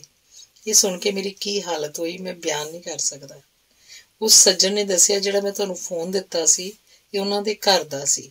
ਉਹਨਾਂ ਦੀ ਪਤਨੀ ਹੁਣ ਆਪਣੇ ਬੇਟਿਆਂ ਕੋਲ ਚਲੀ ਗਈ ਹੈ, ਇਸ ਲਈ ਇੱਥੇ ਕੋਈ ਵੀ ਫੋਨ ਨਹੀਂ ਚੁੱਕਦਾ। ਮੇਰੇ 'ਚ ਇੰਨੀ ਵੀ ਹਿੰਮਤ ਨਹੀਂ ਸੀ ਕਿ ਮੈਂ ਉਹਦਾ ਨਵਾਂ ਫੋਨ ਪੁੱਛਦਾ। ਕਿਉਂ ਪੁੱਛਦਾ? ਕਿਸ ਲਈ ਪੁੱਛਦਾ? ਉਹ ਤਾਂ ਤੁਰ ਗਿਆ ਸੀ। ਆਪਣਾ ਦੁੱਖ ਸਿਰਫ ਤਾਰਨ ਹੋਰਾਂ ਨਾਲ ਸਾਂਝਾ ਕਰ ਸਕਦਾ ਸੀ ਤੇ ਉਹਨਾਂ ਦਾ ਕੋਈ ਅਤਾ ਪਤਾ ਨਹੀਂ ਸੀ। ਜੂਨ 2001 ਚ ਚੰਡੀਗੜ੍ਹ ਦੀ ਪੰਜਾਬੀ ਸਾਹਿਤ ਸਭਾ ਨੇ ਕਲਾ ਭਵਨ ਚ ਮੇਰਾ ਰੂਬਰੂ ਰੱਖਿਆ। ਉਦੋਂ ਤੱਕ ਮੈਨੂੰ ਪੱਕਾ ਹੋ ਗਿਆ ਸੀ ਕਿ ਤਾਰਨ ਹੋਰੀ ਚੰਡੀਗੜ੍ਹ ਹੀ ਹਨ। ਮੈਂ ਕਿਸੇ ਤਰ੍ਹਾਂ ਯਤਨ ਕਰਕੇ ਉਹਨਾਂ ਦਾ ਫੋਨ ਕਿਤੋਂ ਲੈ ਲਿਆ। ਉਹਨਾਂ ਨੂੰ ਫੋਨ ਕੀਤਾ। ਮੈਂ ਜਦੋਂ ਆਪਣਾ ਦੱਸਿਆ ਤਾਂ ਕਿੰਨੀ ਦੇਰ ਦੋਹਾਂ ਪਾਸਿਆਂ ਤੋਂ ਫੋਨ ਤੇ ਉਦਾਸ ਖਾਮੋਸ਼ੀ ਬੋਲੀ ਗਈ। ਫਿਰ ਮੈਂ ਉਹਨਾਂ ਨੂੰ ਕਿਹਾ, ਮੈਂ ਚੰਡੀਗੜ੍ਹ ਆ ਰਿਹਾ, ਤੁਸੀਂ ਫੰਕਸ਼ਨ 'ਤੇ ਜ਼ਰੂਰ ਆਉਣਾ। ਮੈਂ ਤੁਹਾਡੇ ਨਾਲ ਬਹੁਤ ਗੱਲਾਂ ਕਰਨੀਆਂ ਚਾਹੁੰਦਾ। ਹਾਲਤ ਉਹਨਾਂ ਦੀ ਵੀ ਮੇਰੇ ਵਰਗੀ ਸੀ। ਮਿਲਣ ਦਾ ਪੱਕਾ ਇਕਰਾਰ ਕਰਕੇ ਅਸੀਂ ਫੋਨ ਰੱਖ ਦਿੱਤਾ। ਮੇਰੇ ਦਿਲ 'ਚ ਇੱਕ ਤੂਫਾਨ ਉੱਠਿਆ ਹੋਇਆ ਸੀ ਕਿ ਆਖਰੀ ਵਰ੍ਹਿਆਂ 'ਚ ਗਗਨ ਨਾਲ ਕੀ ਭਾਣਾ ਵਰਤ ਗਿਆ, ਕਿਉਂ ਟੁੱਟ ਕੇ ਰਹਿ ਗਿਆ ਸੀ। ਅਖੀਰ ਮਿੱਥੀ ਤਰੀਕ ਤੇ ਮਿੱਥੇ ਥਾਂ ਤੇ ਮੈਂ ਪਹੁੰਚ ਗਿਆ। ਹਲਵਾਰਵੀ ਵੀ ਆਖਰੀ ਦੀਦਾਰ ਦੇਣ ਆ ਗਿਆ ਸੀ। ਤਾਰਨ ਮੈਨੂੰ ਬਹੁਤ ਡੁੱਬੀ ਹੋਈ ਲੱਗ ਰਹੀ ਸੀ। ਫੰਕਸ਼ਨ ਤੋਂ ਬਾਅਦ ਅਸੀਂ ਮਿਲੇ। ਉਹਨੇ ਆਪਣੇ ਘਰ ਦਾ ਐਡਰੈਸ ਤੇ ਫੋਨ ਦਿੱਤਾ ਤੇ ਹੁਕਮ ਕੀਤਾ, ਤੂੰ ਕੱਲ ਜ਼ਰੂਰ ਘਰ ਆਉਣਾ, ਮੈਂ ਤੇਰੇ ਨਾਲ ਬਹੁਤ ਗੱਲਾਂ ਕਰਨੀਆਂ ਨੇ। ਮੈਂ ਕਿਹਾ, ਮੈਂ ਵੀ ਕਰਨੀਆਂ। ਅਗਲੇ ਦਿਨ ਮੈਂ ਤੇ ਫੂਲਚੰਦ ਮਾਨਵ ਉਹਨਾਂ ਦੇ ਘਰ ਦੁਪਹਿਰ ਨੂੰ ਪਹੁੰਚੇ। ਖਾਣਾ ਤਿਆਰ ਸੀ। ਅਸੀਂ ਬਹੁਤ ਗੱਲਾਂ ਕੀਤੀਆਂ। ਲੇਖ ਰਾਜ ਪਰਵਾਨਾ ਵੀ ਮੇਰਾ ਖੁਰਾ ਨੱਪਦਾ ਹੋਇਆ ਉੱਥੇ ਪਹੁੰਚ ਗਿਆ ਸੀ। ਉਹਨੇ ਹੀ ਕਦੀ ਇੱਕ ਲੇਖ ਗਗਨ ਤਾਰਨ ਦੀ ਦੋਸਤੀ ਬਾਰੇ ਨਾ ਰਾਧਾ ਨਾ ਰੁਕਮਣੀ ਲਿਖਿਆ ਸੀ ਤੇ ਮੈਨੂੰ ਸੁਣਾਇਆ ਸੀ। ਲੇਖ ਰਾਜ ਮੇਰਾ ਵੀ ਮਿੱਤਰ ਹੈ। ਮੈਨੂੰ ਪਤਾ ਲੱਗਾ ਅਖੀਰਲੇ ਸਾਲਾਂ 'ਚ ਉਹਦੇ ਪਰਿਵਾਰ ਨੇ ਗਗਨ ਨੂੰ ਬਹੁਤ ਪਰੇਸ਼ਾਨ ਕੀਤਾ ਸੀ। ਉਸਦੀ ਕਾਨਪੁਰ ਦੀ ਸਾਰੀ ਜਾਇਦਾਦ ਲੈ ਕੇ ਵੀ ਉਹ USA ਚਲਾ ਤਾਂ ਗਿਆ, ਪਰ ਉੱਥੇ ਰਹਿਣਾ ਨਹੀਂ ਸੀ ਚਾਹੁੰਦਾ। ਉਹ ਭਾਰਤ ਮੁੜ ਆਉਣਾ ਚਾਹੁੰਦਾ ਸੀ। ਉਹ ਤਾਂ ਗਗਨ ਸੀ। ਧਰਤੀ ਦੇ ਕਿਸੇ ਇੱਕ ਨਿੱਕੇ ਜਿਹੇ ਟੋਟੇ 'ਚ ਕਿਵੇਂ ਆ ਜਾਂਦਾ, ਪਰ ਨਹੀਂ, ਧਰਤੀ ਨੇ ਮੇਰਾ ਇਹ ਗਗਨ ਖਾ ਲਿਆ। ਅਗਲਾ ਲੇਖ ਹੈ ਤਰਸੇਮ ਸਿੰਘ ਪੁਰੇਵਾਲ। ਉਦੋਂ ਮੈਂ ਫੁਲਵਾੜੀ ਕਾਲਜ ਵਿੱਚ ਗਿਆਨੀ ਪੜ੍ਹਦਾ ਤੇ ਬੁੱਧੀਮਾਨੀ ਨੂੰ ਪੜ੍ਹਾਉਂਦਾ ਸੀ। ਮੇਰੀ ਰਿਹਾਇਸ਼ ਗਿਆਨੀ ਕਾਲਜ 'ਚ ਹੀ ਇੱਕ ਕਮਰੇ 'ਚ ਸੀ, ਜਿਹਦਾ ਇੱਕ ਦਰਵਾਜ਼ਾ ਵਿਹੜੇ ਵੱਲ ਖੁੱਲ੍ਹਦਾ ਸੀ। ਦੂਜਾ ਦਰਵਾਜ਼ਾ ਸੜਕ ਵੱਲ ਤੇ ਕਮਰੇ 'ਚ ਜਿੱਥੇ ਇੱਕ ਪ੍ਰਿੰਟਿੰਗ ਪ੍ਰੈਸ ਸੀ, ਇਹ ਦਰਵਾਜ਼ਾ ਬੰਦ ਸੀ। ਉਂਝ ਇਹਨੂੰ ਜਦੋਂ ਮਰਜ਼ੀ ਖੋਲ੍ਹ ਕੇ ਪ੍ਰੈਸ 'ਚ ਜਾਇਆ ਜਾ ਸਕਦਾ ਸੀ। ਇਹ ਗੱਲ 1961-62 ਦੀ ਹੈ। ਪੁਰੇਵਾਲ ਸੁਰਜੀਤ ਵਿਰਦੀ ਪਾਸ ਆਉਂਦਾ ਜਾਂਦਾ ਸੀ, ਜਿਨ੍ਹਾਂ ਦਾ ਲੱਕੜੀ ਦਾ ਕਾਰਖਾਨਾ ਉਦੋਂ ਫਗਵਾੜੇ ਗੇਟ ਹੁੰਦਾ ਸੀ। ਵਿਰਦੀ ਦਰਸ਼ਨ ਹਮਦਮ ਕੋਲ ਆਉਂਦਾ ਸੀ, ਜੋ ਉਦੋਂ ਅਕਾਲੀ ਪੱਤਰਕਾਰ ਦੇ ਸਾਹਮਣੇ ਨਗੀਨਾ ਸਟੂਡੀਓ ਵਿੱਚ ਬਤੌਰ ਆਰਟਿਸਟ ਕੰਮ ਕਰਦਾ ਸੀ। ਉਹ ਕਾਲਜ ਦੇ ਨੇੜੇ ਇੱਕ ਚੁਬਾਰੇ 'ਚ ਰਹਿੰਦਾ ਸੀ। ਮੇਰੀ ਉਸ ਨਾਲ ਦੋਸਤੀ ਸੀ। ਇਸ ਤਰ੍ਹਾਂ ਵਿਰਦੀ ਤੇ ਪੁਰੇਵਾਲ ਨਾਲ ਵੀ ਸਾਂਝ ਪੈ ਗਈ। ਹੌਲੀ ਹੌਲੀ ਪੁਰੇਵਾਲ ਚੰਗਾ ਮਿੱਤਰ ਬਣ ਗਿਆ। ਉਹਨਾਂ ਦਿਨਾਂ 'ਚ ਭਾਰਤ ਸਰਕਾਰ ਨੇ ਪਾਸਪੋਰਟਾਂ ਤੇ ਪਾਬੰਦੀ ਲਾਈ ਹੋਈ ਸੀ। ਕਿਸੇ ਵੀ ਸਧਾਰਨ ਨਾਗਰਿਕ ਨੂੰ ਭਾਰਤੀ ਪਾਸਪੋਰਟ ਨਹੀਂ ਸੀ ਮਿਲਦਾ। ਉਸ ਸਮੇਂ ਜਿੰਨੇ ਵੀ ਭਾਰਤੀ ਇੰਗਲੈਂਡ ਆਦਿ ਦੇਸ਼ਾਂ 'ਚ ਗਏ, ਉਹ ਜਾਂ ਤਾਂ ਪਾਕਿਸਤਾਨ ਗੈਰ ਕਾਨੂੰਨੀ ਦਾਖਲ ਹੋ ਕੇ ਪਾਕਿਸਤਾਨੀ ਬਣ ਕੇ ਪਾਕਿਸਤਾਨ ਦਾ ਪਾਸਪੋਰਟ ਲੈ ਕੇ ਗਏ ਤੇ ਜਾਂ ਫਿਰ ਜਾਲੀ ਪਾਸਪੋਰਟ ਬਣਾ ਕੇ ਗਏ। ਮੈਨੂੰ ਜਾਲੀ ਪਾਸਪੋਰਟਾਂ ਦੇ ਧੰਦੇ ਬਾਰੇ ਕੋਈ ਜਾਣਕਾਰੀ ਨਹੀਂ ਸੀ। ਉਂਝ ਮੇਰੇ ਮਾਮੇ ਦਾ ਲੜਕਾ ਪਾਕਿਸਤਾਨ ਰਸਤੇ ਇੰਗਲੈਂਡ ਗਿਆ ਸੀ। ਇੱਕ ਦਿਨ ਪੁਰੇਵਾਲ ਮੇਰੇ ਕੋਲ ਆਇਆ ਤੇ ਕਹਿਣ ਲੱਗਾ, ਇੱਕ ਬੜੀ ਭੇਦ ਦੀ ਗੱਲ ਹੈ, ਜੇਕਰ ਤੂੰ ਸਾਥ ਦੇਵੇਂ ਤਾਂ ਆਪਾਂ ਦੋਵੇਂ ਮੁਫਤੀ ਵਿਲਾਇਤ ਜਾ ਸਕਦੇ ਹਾਂ। ਮੈਂ ਕਿਹਾ, ਕਿਸ ਤਰ੍ਹਾਂ? ਉਸ ਕੋਲ ਇੱਕ ਔਰਤ ਦਾ ਪਾਸਪੋਰਟ ਸੀ, ਜਿਹਨੂੰ ਉਹ ਆਪਣੀ ਚਾਚੀ ਦੱਸਦਾ ਸੀ। ਉਹਨੇ ਕਿਹਾ, ਆਪਾਂ ਪਾਸਪੋਰਟ ਛਾਪਣੇ ਹਨ। ਮੈਂ ਇੱਕਦਮ ਸਮਝ ਗਿਆ। ਮੈਂ ਕਿਹਾ, ਮਸ਼ੀਨ ਮੈਨ ਦਾ ਪ੍ਰਬੰਧ ਕਿਵੇਂ ਕਰਾਂਗੇ? ਉਹਨੇ ਕਿਹਾ, ਇਹ ਵੀ ਤੂੰ ਹੀ ਕਰ। ਮੇਰੇ ਕਈ ਮਸ਼ੀਨ ਮੈਨ ਤੇ ਕੰਪੋਜ਼ਿਟਰ ਜਾਣੂ ਸੀ। ਇੱਕ ਭਰੋਸੇ ਵਾਲੇ ਬੰਦੇ ਨਾਲ ਮੈਂ ਗੱਲ ਕੀਤੀ। ਉਹਨੂੰ 100 ਰੁਪਏ ਦੇਣੇ ਕੀਤੇ। ਦਿਨ ਵੇਲੇ ਪ੍ਰੈਸ ਦੇ ਤੇ ਆਪਣੇ ਕਮਰੇ ਦੇ ਵਿਚਕਾਰਲੇ ਦਰ ਦੀ ਕੁੰਡੀ ਖੋਲ੍ਹ ਦਿੱਤੀ ਤੇ ਰਾਤ ਨੂੰ 16 ਪਾਸਪੋਰਟਾਂ ਦੀਆਂ ਕਾਪੀਆਂ ਛਾਪ ਲਈਆਂ। ਕਾਗਜ਼ ਸਾਰਾ ਪੁਰੇਵਾਲ ਕੋਲ ਪਹਿਲਾਂ ਹੀ ਤਿਆਰ ਸੀ। ਜਿਲਦਾਂ ਦੇ ਕਵਰ ਵੀ ਛਾਪ ਲਏ। ਪੁਰੇਵਾਲ ਨੇ ਜਿਲਦਾਂ ਵੀ ਬਣਾ ਲਈਆਂ। ਹੁਣ ਪਾਸਪੋਰਟ ਤਿਆਰ ਸੀ। ਸਭ ਕੁਝ ਤਿਆਰ ਹੋਣ ਤੋਂ ਬਾਅਦ ਪਾਸਪੋਰਟ ਅਫਸਰ ਦੀ ਮੋਹਰ ਬਣਾਉਣ ਤੇ ਆ ਕੇ ਕੰਮ ਅੜ ਗਿਆ। ਉਹਨੇ ਮੇਰੇ ਨਾਂ ਦੇ ਪਾਸਪੋਰਟ ਤੇ ਵੀ ਮੇਰੀ ਫੋਟੋ ਚਿਪਕਾਤੀ ਸੀ। ਅਸੀਂ ਮੋਹਰ ਲਈ ਬੜੀ ਭੱਜ ਦੌੜ ਕੀਤੀ, ਪਰ ਕਿਤੇ ਗੱਲ ਨਾ ਬਣੀ। ਇੱਕ ਦਿਨ ਪੁਰੇਵਾਲ ਘਬਰਾਇਆ ਮੇਰੇ ਕੋਲ ਆਇਆ ਤੇ ਕਹਿਣ ਲੱਗਾ, ਰਾਹੀ, ਗੁਰਾਇਆਂ ਕੋਲ ਗੱਡੀ 'ਚ ਛਾਪਾ ਪੈ ਗਿਆ ਤੇ ਮੈਂ ਬਰੀਫ ਕੇਸ ਕਿਤੇ ਸੁੱਟ ਕੇ ਭੱਜ ਆਇਆ। ਤੂੰ ਵੀ 2-4 ਦਿਨ ਉਰੇ ਪਰੇ ਨਹੀਂ। ਮੈਂ ਕਲਕੱਤੇ ਆਪਣੇ ਕਿਸੇ ਰਿਸ਼ਤੇਦਾਰ ਕੋਲ ਚੱਲਿਆ। ਸੁਣ ਕੇ ਮੈਨੂੰ ਬੜਾ ਦੁੱਖ ਹੋਇਆ ਤੇ ਉਹਦੀ ਹਾਲਤ ਵੇਖ ਕੇ ਤਰਸ ਵੀ ਆਇਆ। ਖੈਰ, ਮੈਂ ਕੁਝ ਦਿਨ ਚੁਕੰਨਾ ਰਿਹਾ ਤੇ ਫਿਰ ਜ਼ਿੰਦਗੀ ਆਪਣੀ ਚਾਲੇ ਤੁਰ ਪਈ। ਕੋਈ 2 ਮਹੀਨੇ ਬਾਅਦ ਸਾਡਾ ਇੱਕ ਸਾਂਝਾ ਮਿੱਤਰ ਮੈਨੂੰ ਮਿਲਿਆ। ਉਹਨੇ ਪੁੱਛਿਆ, ਪੁਰੇਵਾਲ ਦਾ ਕੋਈ ਖਾਤਾ ਆਇਆ? ਮੈਂ ਕਿਹਾ, ਨਹੀਂ, ਪਤਾ ਨਹੀਂ, ਕਿਤੇ ਧੱਕੇ ਖਾਂਦਾ ਫਿਰਦਾ ਹੋਣਾ। ਉਹਨੇ ਹੈਰਾਨੀ ਨਾਲ ਮੇਰੇ ਵੱਲ ਦੇਖ ਕੇ ਪੁੱਛਿਆ, ਤੈਨੂੰ ਨਹੀਂ ਪਤਾ ਉਹ ਤਾਂ ਵਿਲਾਇਤ ਚਲਾ ਗਿਆ? ਮੇਰਾ ਮੂੰਹ ਅੱਡਿਆ ਰਹਿ ਗਿਆ। खैर मैं खामोश हो गया। चोर दी मां कोठे च मूंह वाली गल सी। जिस मशीन मैन नूं 100 रुपए देने सी वो भी ना दिते। मैं उन्होंने कोई झूठी कहानी बना के दस दी। वो मेरा चंगा जाणू सी, मन गया। मैं जलंधरों कपूरथले चला गया। फिर खबरां मिलन लगियां पुरेवाल ने कोई परचा कढ़िया देश परदेस। फिर पता लग्या उन्हें परचा भारत विच छपाउणा शुरू कर दिता ते इस काम की जिम्मेवारी उन्हें पाश नूं दित्ती है। जदों इंदिरा गांधी ने 1975-76 च एमरजेंसी लाई तां नक्सली पार्टी ने एक देश भगत मोर्चा नां दी जथेबंदी बनाई। इहदियां मीटिंगां ते कार्रवाई गुप्त हुंदी सी। पंजाब च मैनूं इहदे कन्वीनर दे तौर ते काम सौंपिया गया सी। 21 मार्च 1976 ਨੂੰ जयपुर एक गुप्त मीटिंग हो रही सी। मैनूं उत्थे जाना पैना सी, पर पार्टी दे ओपन सैल ने 23 मार्च ਨੂੰ भगत सिंह ਦੇ ਸ਼ਹੀਦੀ ਦਿਨ ਤੇ ਬੋਲਣ ਵਾਲਿਆਂ ਦੇ ਇਸ਼ਤਿਹਾਰ 'ਚ ਮੇਰਾ ਨਾਮ ਵੀ ਦੇ ਦਿੱਤਾ ਸੀ। ਤੇ ਜਦੋਂ 20 ਮਾਰਚ ਸ਼ਾਮ ਨੂੰ ਮੈਂ ਜੈਪੁਰ ਪਹੁੰਚਿਆ, ਪਤਾ ਲੱਗਾ ਮੀਟਿੰਗ ਕੁਝ ਕਾਰਨਾਂ ਕਰਕੇ ਪੋਸਟਪੋਨ ਕਰਤੀ ਹੈ। ਉਹਨਾਂ ਮੈਨੂੰ ਇਸ ਸੰਬੰਧ 'ਚ ਇੱਕ ਤਾਰ ਵੀ ਦਿੱਤੀ ਸੀ ਜੋ ਨਹੀਂ ਸੀ ਮਿਲੀ।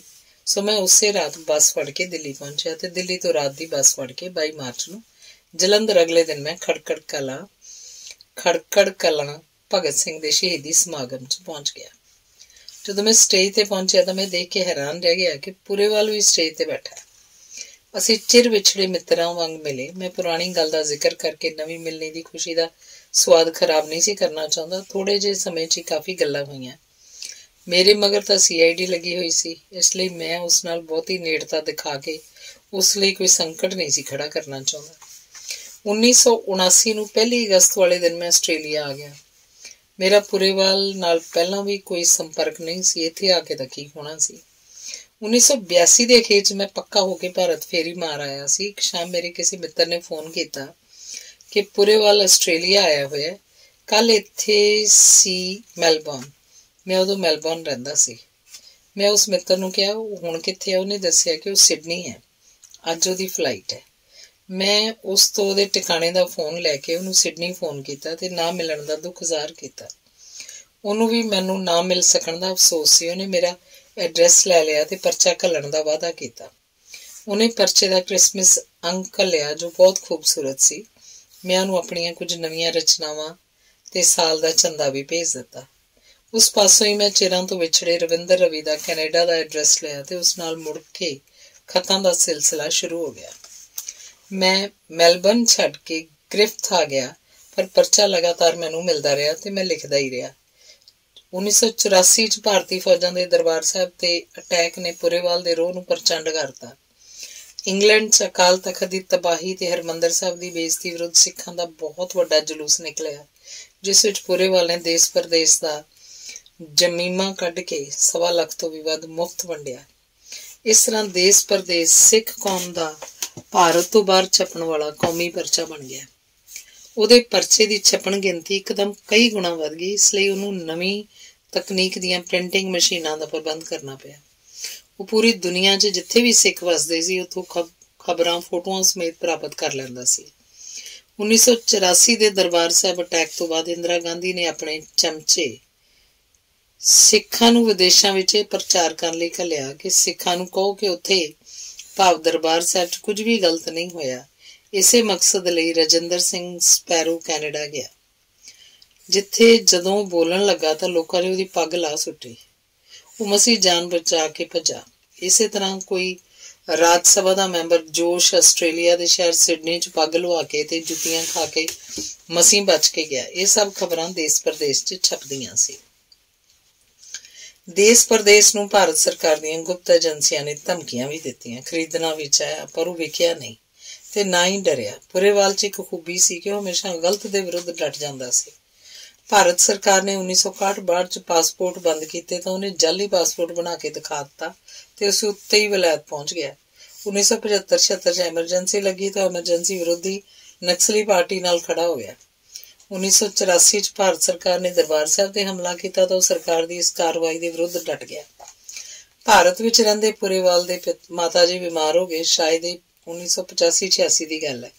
ਪੁਰੇਵਾਲ ਬਿਮਾਰ ਪੁਰਸ਼ੀ ਲਈ ਆਇਆ। ਮਾਤਾ PGI 'ਚ ਦਾਖਲ ਸੀ। ਸਰਕਾਰ ਨੂੰ ਪਤਾ ਲੱਗਾ ਤਾਂ ਉਹਨੂੰ ਹਸਪਤਾਲ ਵਿੱਚੋਂ ਗ੍ਰਿਫਤਾਰ ਕਰਕੇ ਡਿਪੋਰਟ ਕਰ ਦਿੱਤਾ। ਪ੍ਰੈਸ ਨੇ ਗੱਲ ਚੁੱਕ ਲਈ।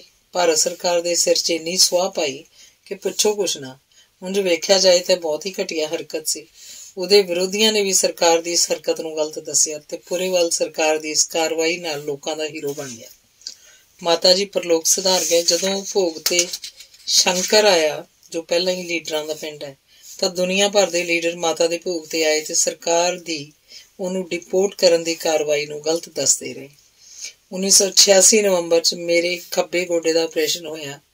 ਮੈਂ ਘਰ ਬੈੱਡ ਤੇ ਸੀ। ਪੁਰੇਵਾਲ ਦਾ ਫੋਨ ਆਇਆ, ਕੀ ਕਰਦਾ? ਮੈਂ ਕਿਹਾ ਗੋਡੇ ਦਾ ਆਪਰੇਸ਼ਨ ਹੋਇਆ, ਬੈੱਡ ਤੇ ਆ। ਕਹਿੰਦਾ ਕੀ ਹੋਇਆ? ਮੈਂ ਕਿਹਾ ਪੰਜਾਬ 'ਚ ਪੁਲਿਸ ਨੇ ਮੰਜੀਆਂ ਤੇ ਘੋਟਣੇ ਲਾ ਕੇ ਨਕਾਰੇ ਕਰਤੇ ਸੀ। ਉਹ ਕਹਿਣ ਲੱਗਾ ਪਰਚੇ ਲਈ ਕੁਝ ਘੱਲ ਕ੍ਰਿਸਮਸ ਅੰਕ ਲਈ। ਮੈਂ ਕਿਹਾ ਕੀ ਘੱਲਾਂ? ਕਹਿਣ ਲੱਗਾ ਇਹੀ ਲਿਖਦੇ ਪੁਲਿਸ ਨੇ ਤੇਰੇ ਨਾਲ ਕੀ ਕੀਤਾ। ਮੈਂ ਬੈੱਡ ਤੇ ਪਏ ਨਹੀਂ ਕੰਧਾਂ ਤੇ ਲਿਖੀ ਡਾਇਰੀ ਸਿਰਲੇਖ ਹੇਠ ਆਪਣੀ ਕਪੂਰਥਲਾ ਕੋਤਵਾਲੀ ਤੋਂ ਲੈ ਕੇ ਇੰਟੈਰੋਗੇਸ਼ਨ ਸੈਂਟਰ ਤੱਕ ਦੀ ਵਿਥਿਆ ਲਿਖ ਦਿੱਤੀ ਤੇ ਪੋਸਟ ਕਰਤੀ। ਪੋਸਟ ਕਰਨ ਤੋਂ 4-5 ਦਿਨ ਬਾਅਦ ਇੱਕ ਸਵੇਰ ਤੜਕੇ 4 ਵਜੇ ਦਾ ਫੋਨ ਆਇਆ। ਕਹਿਣ ਲੱਗਾ ਰਾਹੀ, ਮੈਂ ਤੇਰੀ ਕੰਧਾਂ ਤੇ ਲਿਖੀ ਡਾਇਰੀ ਪੜ੍ਹੀ ਹੈ। ਪੜ੍ਹਦਾ ਮੈਂ ਕਈ ਵਾਰ ਰੋਇਆ। ਤੂੰ ਆਪਣੀ ਸਵੈ ਜੀਵਨੀ ਲਿਖ। ਮੈਂ ਕਿਹਾ ਉਸ 'ਚ ਫਿਰ ਮੈਂ ਪਾਸਪੋਰਟ ਵਾਲੀ ਗੱਲ ਵੀ ਲਿਖਾਂਗਾ। ਕਹਿਣ ਲੱਗਾ ਹਾਂ ਲਿਖ। ਸੋ ਦੋਸਤੋ, ਮੇਰੀ ਸਵੈ ਜੀਵਨੀ ਅੱਧੀ ਸਦੀ ਦਾ ਸਫ਼ਰ ਲਿਖਵਾਉਣ ਵਾਲਾ ਮੇਰਾ ਮਿੱਤਰ ਤਰਸੇਮ ਪੁਰੇਵਾਲ ਹੀ ਹੈ। ਮੈਂ ਸਤੰਬਰ 1999 'ਚ ਯੂਰਪ ਦੀ ਫੇਰੀ ਤੇ ਗਿਆ। ਮੇਰਾ ਪੱਕਾ ਅੱਡਾ ਸਾਊਥ ਹਾਲ 'ਚ ਮੇਰੇ ਛੋਟੇ ਭਰਾ ਚਰਨ ਦੇ ਘਰ ਸੀ। ਘਰ ਪਹੁੰਚ ਕੇ ਮੈਂ ਪੁਰੇਵਾਲ ਨੂੰ ਫੋਨ ਕੀਤਾ। ਕਹਿਣ ਲੱਗਾ ਕਿੱਥੋਂ ਬੋਲਦਾ? ਮੈਂ ਕਿਹਾ ਤੇਰੇ ਸ਼ਹਿਰ 'ਚੋਂ। ਬੜਾ ਖੁਸ਼ ਹੋਇਆ। ਹੁਣੇ ਆ ਜਾ, ਜੇਕਰ ਕਹੇਂ ਤਾਂ ਕਿਸੇ ਨੂੰ ਭੇਜਦਾ। ਮੈਂ ਕਿਹਾ ਇਹਦੀ ਲੋੜ ਨਹੀਂ, ਮੇਰੇ ਭਰਾ ਦਾ Southall cash and carry store Des Pardes ਦੇ ਦਫ਼ਤਰ ਦੇ ਨੇੜੇ ਹੀ ਹੈ। ਉਹਨੇ ਹਥਲੇ ਛਪ ਰਹੇ ਅੰਕ ਵਿੱਚ ਹੀ ਮੇਰੇ ਭਰਾ ਦਾ ਫੋਨ ਦੇ ਕੇ ਮੇਰੇ ਇੰਗਲੈਂਡ ਪਹੁੰਚਣ ਦੀ ਸੂਚਨਾ ਛਾਪ ਦਿੱਤੀ। ਬਸ ਫਿਰ ਕਿਸੇ ਮਿੱਤਰਾਂ ਦੋਸਤਾਂ ਦੇ ਸੱਦੇ ਪੱਤਰ ਤੇ ਫੋਨ ਆਉਣ ਲੱਗ ਪਏ। ਮੈਂ ਜਿਸ ਵੀ ਯੂਰਪ ਦੇ ਦੇਸ਼ ਜਾਣਾ ਹੁੰਦਾ ਉੱਥੇ ਪਹਿਲਾਂ ਹੀ ਮੇਰੇ ਜਾ ਕੇ ਠਹਿਰਨ ਦਾ ਤੇ ਮੈਨੂੰ ਘੁਮਾਉਣ ਫਿਰਾਉਣ ਦਾ ਪ੍ਰਬੰਧ ਕਰ ਦਿੰਦਾ। Scotland, Holland, Germany, France, Belgium, Ireland ਸਭ ਥਾਂ ਉਹਦੀ ਸਿੱਖੀ ਸੇਵਕੀ ਵੀ ਸੀ ਤੇ ਮੇਰੇ ਪਾਠਕ ਵੀ ਕਈ ਥਾਈਂ ਮੇਰੇ ਵਿਦਿਆਰਥੀ ਵੀ ਸੀ। ਕਈ ਥਾਈਂ ਕਿਰਪਾਲ ਸਿੰਘ ਸ਼ੇਰਗਿੱਲ ਦੇ ਮਿੱਤਰ ਸਨ ਜਿਨ੍ਹਾਂ ਪਾਸ ਜਾ ਕੇ ਮੈਂ ਰੁਕਿਆ ਸੀ। ਪੁਰੇਵਾਲ ਕਰਕੇ ਹੀ ਮੈਂ ਇਹਨਾਂ ਦੇਸ਼ਾਂ 'ਚ ਇੰਝ ਘੁੰਮਦਾ ਰਿਹਾ ਜਿਵੇਂ ਆਪਣੇ ਹੀ ਦੇਸ਼ 'ਚ ਘੁੰਮਦਾ ਰਿਹਾ ਹੋਵਾਂ। ਕ੍ਰਿਸਮਸ ਅੰਕ ਲਈ ਪੁਰੇਵਾਲ ਨੇ ਮੈਨੂੰ ਕਿਹਾ ਕੁਝ ਲੇਖਕ ਮਿੱਤਰਾਂ ਨੂੰ ਖਤ ਲਿਖਾਂ ਕਿ ਉਹ ਕਹਾਣੀਆਂ ਭੇਜਣ। ਮੈਂ ਹਰ ਕਹਾਣੀ ਦੇ 10 ਪਾਉਂਡ ਦੇਵਾਂਗਾ ਤੇ ਮੈਂ ਅਜੀਤ ਪੱਤੋ, ਜਸਵੰਤ ਸਿੰਘ ਬਿਰਦੀ, ਕੁਲਬੀਰ ਸਿੰਘ ਕਾਂਗ ਹੋਰਾਂ ਨੂੰ ਖਤ ਲਿਖੇ। ਸਭ ਨੇ ਮੇਰਾ ਮਾਣ ਰੱਖਿਆ ਤੇ ਪੁਰੇਵਾਲ ਨੇ ਵੀ ਆਪਣਾ ਵਾਅਦਾ ਪੂਰਾ ਕੀਤਾ, ਜੋ ਮਗਰੋਂ ਵੀ ਅਜੀਤ ਪੱਤੋ ਨੂੰ ਹਰ ਕਹਾਣੀ ਲਈ 10 ਪਾਉਂਡ ਸੇਵਾ ਫਲ ਦਿੰਦਾ ਰਿਹਾ। ਦੇਸ ਪਰਦੇਸ ਸ਼ਾਇਦ ਪਹਿਲਾ ਪੰਜਾਬੀ ਦਾ ਹਫ਼ਤਾਵਾਰੀ ਅਖਬਾਰ ਸੀ ਜੋ ਆਪਣੇ ਸਾਹਿਤਿਕ ਲੇਖਕਾਂ ਨੂੰ ਸੇਵਾ ਫਲ ਦਿੰਦਾ ਸੀ। ਪੁਰੇਵਾਲ ਨੇ ਤੇ ਉਹਦੀ ਜੀਵਨ ਸਾਥਣ ਚਰਨਜੀਤ ਕੌਰ ਪੁਰੇਵਾਲ ਨੇ ਜਦੋਂ ਇਹ ਪਰਚਾ ਸ਼ੁਰੂ ਕੀਤਾ ਤਾਂ ਉਹਨਾਂ ਨੂੰ ਬੜੀਆਂ ਔਕੜਾਂ ਦਾ ਸਾਹਮਣਾ ਕਰਨਾ ਪਿਆ। ਸ਼ੁਰੂ 'ਚ ਆਪਣੇ ਘਰੋਂ ਹੀ ਛਾਪਦੇ ਸੀ, ਜੋ ਸਿਰਫ 4 ਸਫ਼ਿਆਂ ਦਾ ਛਾਪਿਆ ਸੀ। ਦੋਸਤਾਂ ਨੇ ਇਹਦੇ ਸਬੰਧ 'ਚ ਇੱਕ ਲਤੀਫਾ ਜੋੜ ਲਿਆ ਕਿ ਤਰਸੇਮ ਸਾਈਕਲ ਤੇ ਪਰਚਾ ਵੰਡਦਾ ਫਿਰਦਾ ਸੀ। ਅਵਤਾਰ ਜੰਡਿਆਲਵੀ ਨੂੰ ਜਦੋਂ ਪਰਚਾ ਦਿੱਤਾ ਤਾਂ ਉਹਨੇ 4 ਸਫ਼ੇ ਉਲਟਾ ਪਲਟਾ ਕੇ ਵੇਖ ਕੇ ਕਿਹਾ ਬਾਕੀ ਪਰਚਾ ਕਿੱਥੇ ਹੈ? ਤਰਸੇਮ ਕਹਿਣ ਲੱਗਾ ਬਸ ਅਜੇ ਇੰਨਾ ਹੀ ਹੈ। ਇਹੀ ਪਰਚਾ ਮਗਰੋਂ ਜਾ ਕੇ ਫੁੱਲ A4 ਸਾਈਜ਼ ਤੇ 58 ਸਫ਼ੇ ਦਾ ਛਪਦਾ ਰਿਹਾ। ਉਹਦੇ ਖਾਸ ਅੰਕ ਜਿਵੇਂ ਦੀਵਾਲੀ, ਕ੍ਰਿਸਮਸ, ਵਿਸਾਖੀ ਅੰਕ ਤੇ ਹੋਰ ਅੰਕ 100 ਤੋਂ ਵੀ ਕਿਤੇ ਵੱਧ ਸਫ਼ਿਆਂ ਦੇ ਛਪਦੇ ਸਨ, ਛਪਦੇ ਹਨ ਤੇ ਛਪਦੇ ਰਹਿਣਗੇ। ਉਹਨੇ ਪੱਤਰਕਾਰੀ ਦੇ ਪਵਿੱਤਰ ਕੰਮ ਨਾਲ ਗੱਦਾਰੀ ਨਹੀਂ ਕੀਤੀ, ਨਾ ਹੀ ਗਲਤ ਸਮਝੌਤਾ ਕੀਤਾ। ਉਸ ਕੋਲ ਜੋ ਵੀ ਖਬਰ ਆਈ, ਚਾਹੇ ਕਿਸੇ ਖੱਬੀ ਖਾਨ ਦੀ ਮਿੱਟੀ ਪਲੀਤ ਹੁੰਦੀ ਹੋਵੇ, ਉਹਨੇ ਛਾਪ ਕੇ ਹੀ ਦਮ ਲਿਆ। ਸ਼ਾਇਦ ਇਸੇ ਕਰਕੇ ਉਹਦੇ ਕਈ ਦੁਸ਼ਮਣ ਵੀ ਬਣ ਗਏ। ਇਹ ਪੰਜਾਬ ਵਿਚਲੇ ਪੁਲਿਸ ਅਫਸਰਾਂ ਦੇ ਸਹੀ ਨਾਂ ਲਿਖ ਕੇ ਉਹਨਾਂ ਵੱਲੋਂ ਕੀਤੇ ਝੂਠੇ ਪੁਲਿਸ ਮੁਕਾਬਲੇ ਦੱਸ ਕੇ ਉਹਨਾਂ ਨੂੰ ਨੰਗਾ ਕਰਦਾ ਸੀ। ਮੈਂ ਜਦੋਂ 1990 ਜਨਵਰੀ 'ਚ ਯੂਰਪ ਫੇਰੀ ਵੇਲੇ ਵਾਪਸ ਭਾਰਤ ਆਇਆ ਤਾਂ ਉਹਨੇ ਮੇਰੇ ਪਾਸ ਬਾਈ ਜੀ ਜਸਵੰਤ ਸਿੰਘ ਕੰਵਲ ਹੋਰਾਂ ਦੀ ਇੱਕ ਬਹੁਤ ਵੱਡੀ ਤਸਵੀਰ ਭੇਜੀ।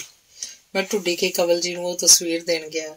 ਉਹਨਾਂ ਮੈਨੂੰ ਕਿਹਾ ਰਾਹੀ ਉਹਨੂੰ ਫੋਨ ਕਰ ਦੇਈਂ, ਇੰਡੀਆ ਨਾ ਆਵੇ। ਇੱਥੇ ਇੱਕ ਪੁਲਿਸ ਦਾ SSP ਸਵਰਨ ਸਿੰਘ ਘੋਟਣਾ ਉਹਦਾ ਦੁਸ਼ਮਣ ਬਣਿਆ ਹੋਇਆ, ਉਹਦੀ ਜਾਨ ਨੂੰ ਖਤਰਾ ਹੈ। ਮੈਂ ਆਸਟ੍ਰੇਲੀਆ ਆ ਕੇ ਉਹਨੂੰ ਫੋਨ ਕੀਤਾ ਤੇ ਕੰਵਲ ਬਾਈ ਦਾ ਸੁਨੇਹਾ ਵੀ ਦਿੱਤਾ। ਉਹ ਹੱਸ ਕੇ ਕਹਿਣ ਲੱਗਾ ਰਾਹੀ ਤੇਰੇ ਪੁਲਿਸ ਵਾਲੇ ਕਿੰਨੇ ਦੁਸ਼ਮਣ ਸਨ। ਮੈਂ ਜਾਵਾਂਗਾ, ਦੇਖਾਂਗਾ ਉਹ ਮੇਰਾ ਕੀ ਵਿਗਾੜਦਾ। ਤੇ ਅਗਲੇ ਹਫ਼ਤੇ ਹੀ ਉਹ 15 ਦਿਨਾਂ ਲਈ ਇੰਡੀਆ ਚਲਾ ਗਿਆ। 15 ਦਿਨ ਘੁੰਮ ਕੇ ਮਿੱਤਰਾਂ ਤੇ ਰਿਸ਼ਤੇਦਾਰਾਂ ਨੂੰ ਮਿਲ ਕੇ ਉਹ ਵਾਪਸ ਆ ਗਿਆ। ਆ ਕੇ ਉਸ ਮੈਨੂੰ ਦੱਸਿਆ ਮੈਂ ਇੰਡੀਆ ਹੋ ਆਇਆ। ਜਦੋਂ Tara Singh hair Indo Canadian ਵਾਲੇ ਤੇ ਪਹਿਲੀ ਵਾਰ ਗੋਲੀ ਚੱਲੀ ਜਿਸ ਨਾਲ ਉਹ ਅਪਾਹਜ ਹੋ ਗਿਆ ਸੀ।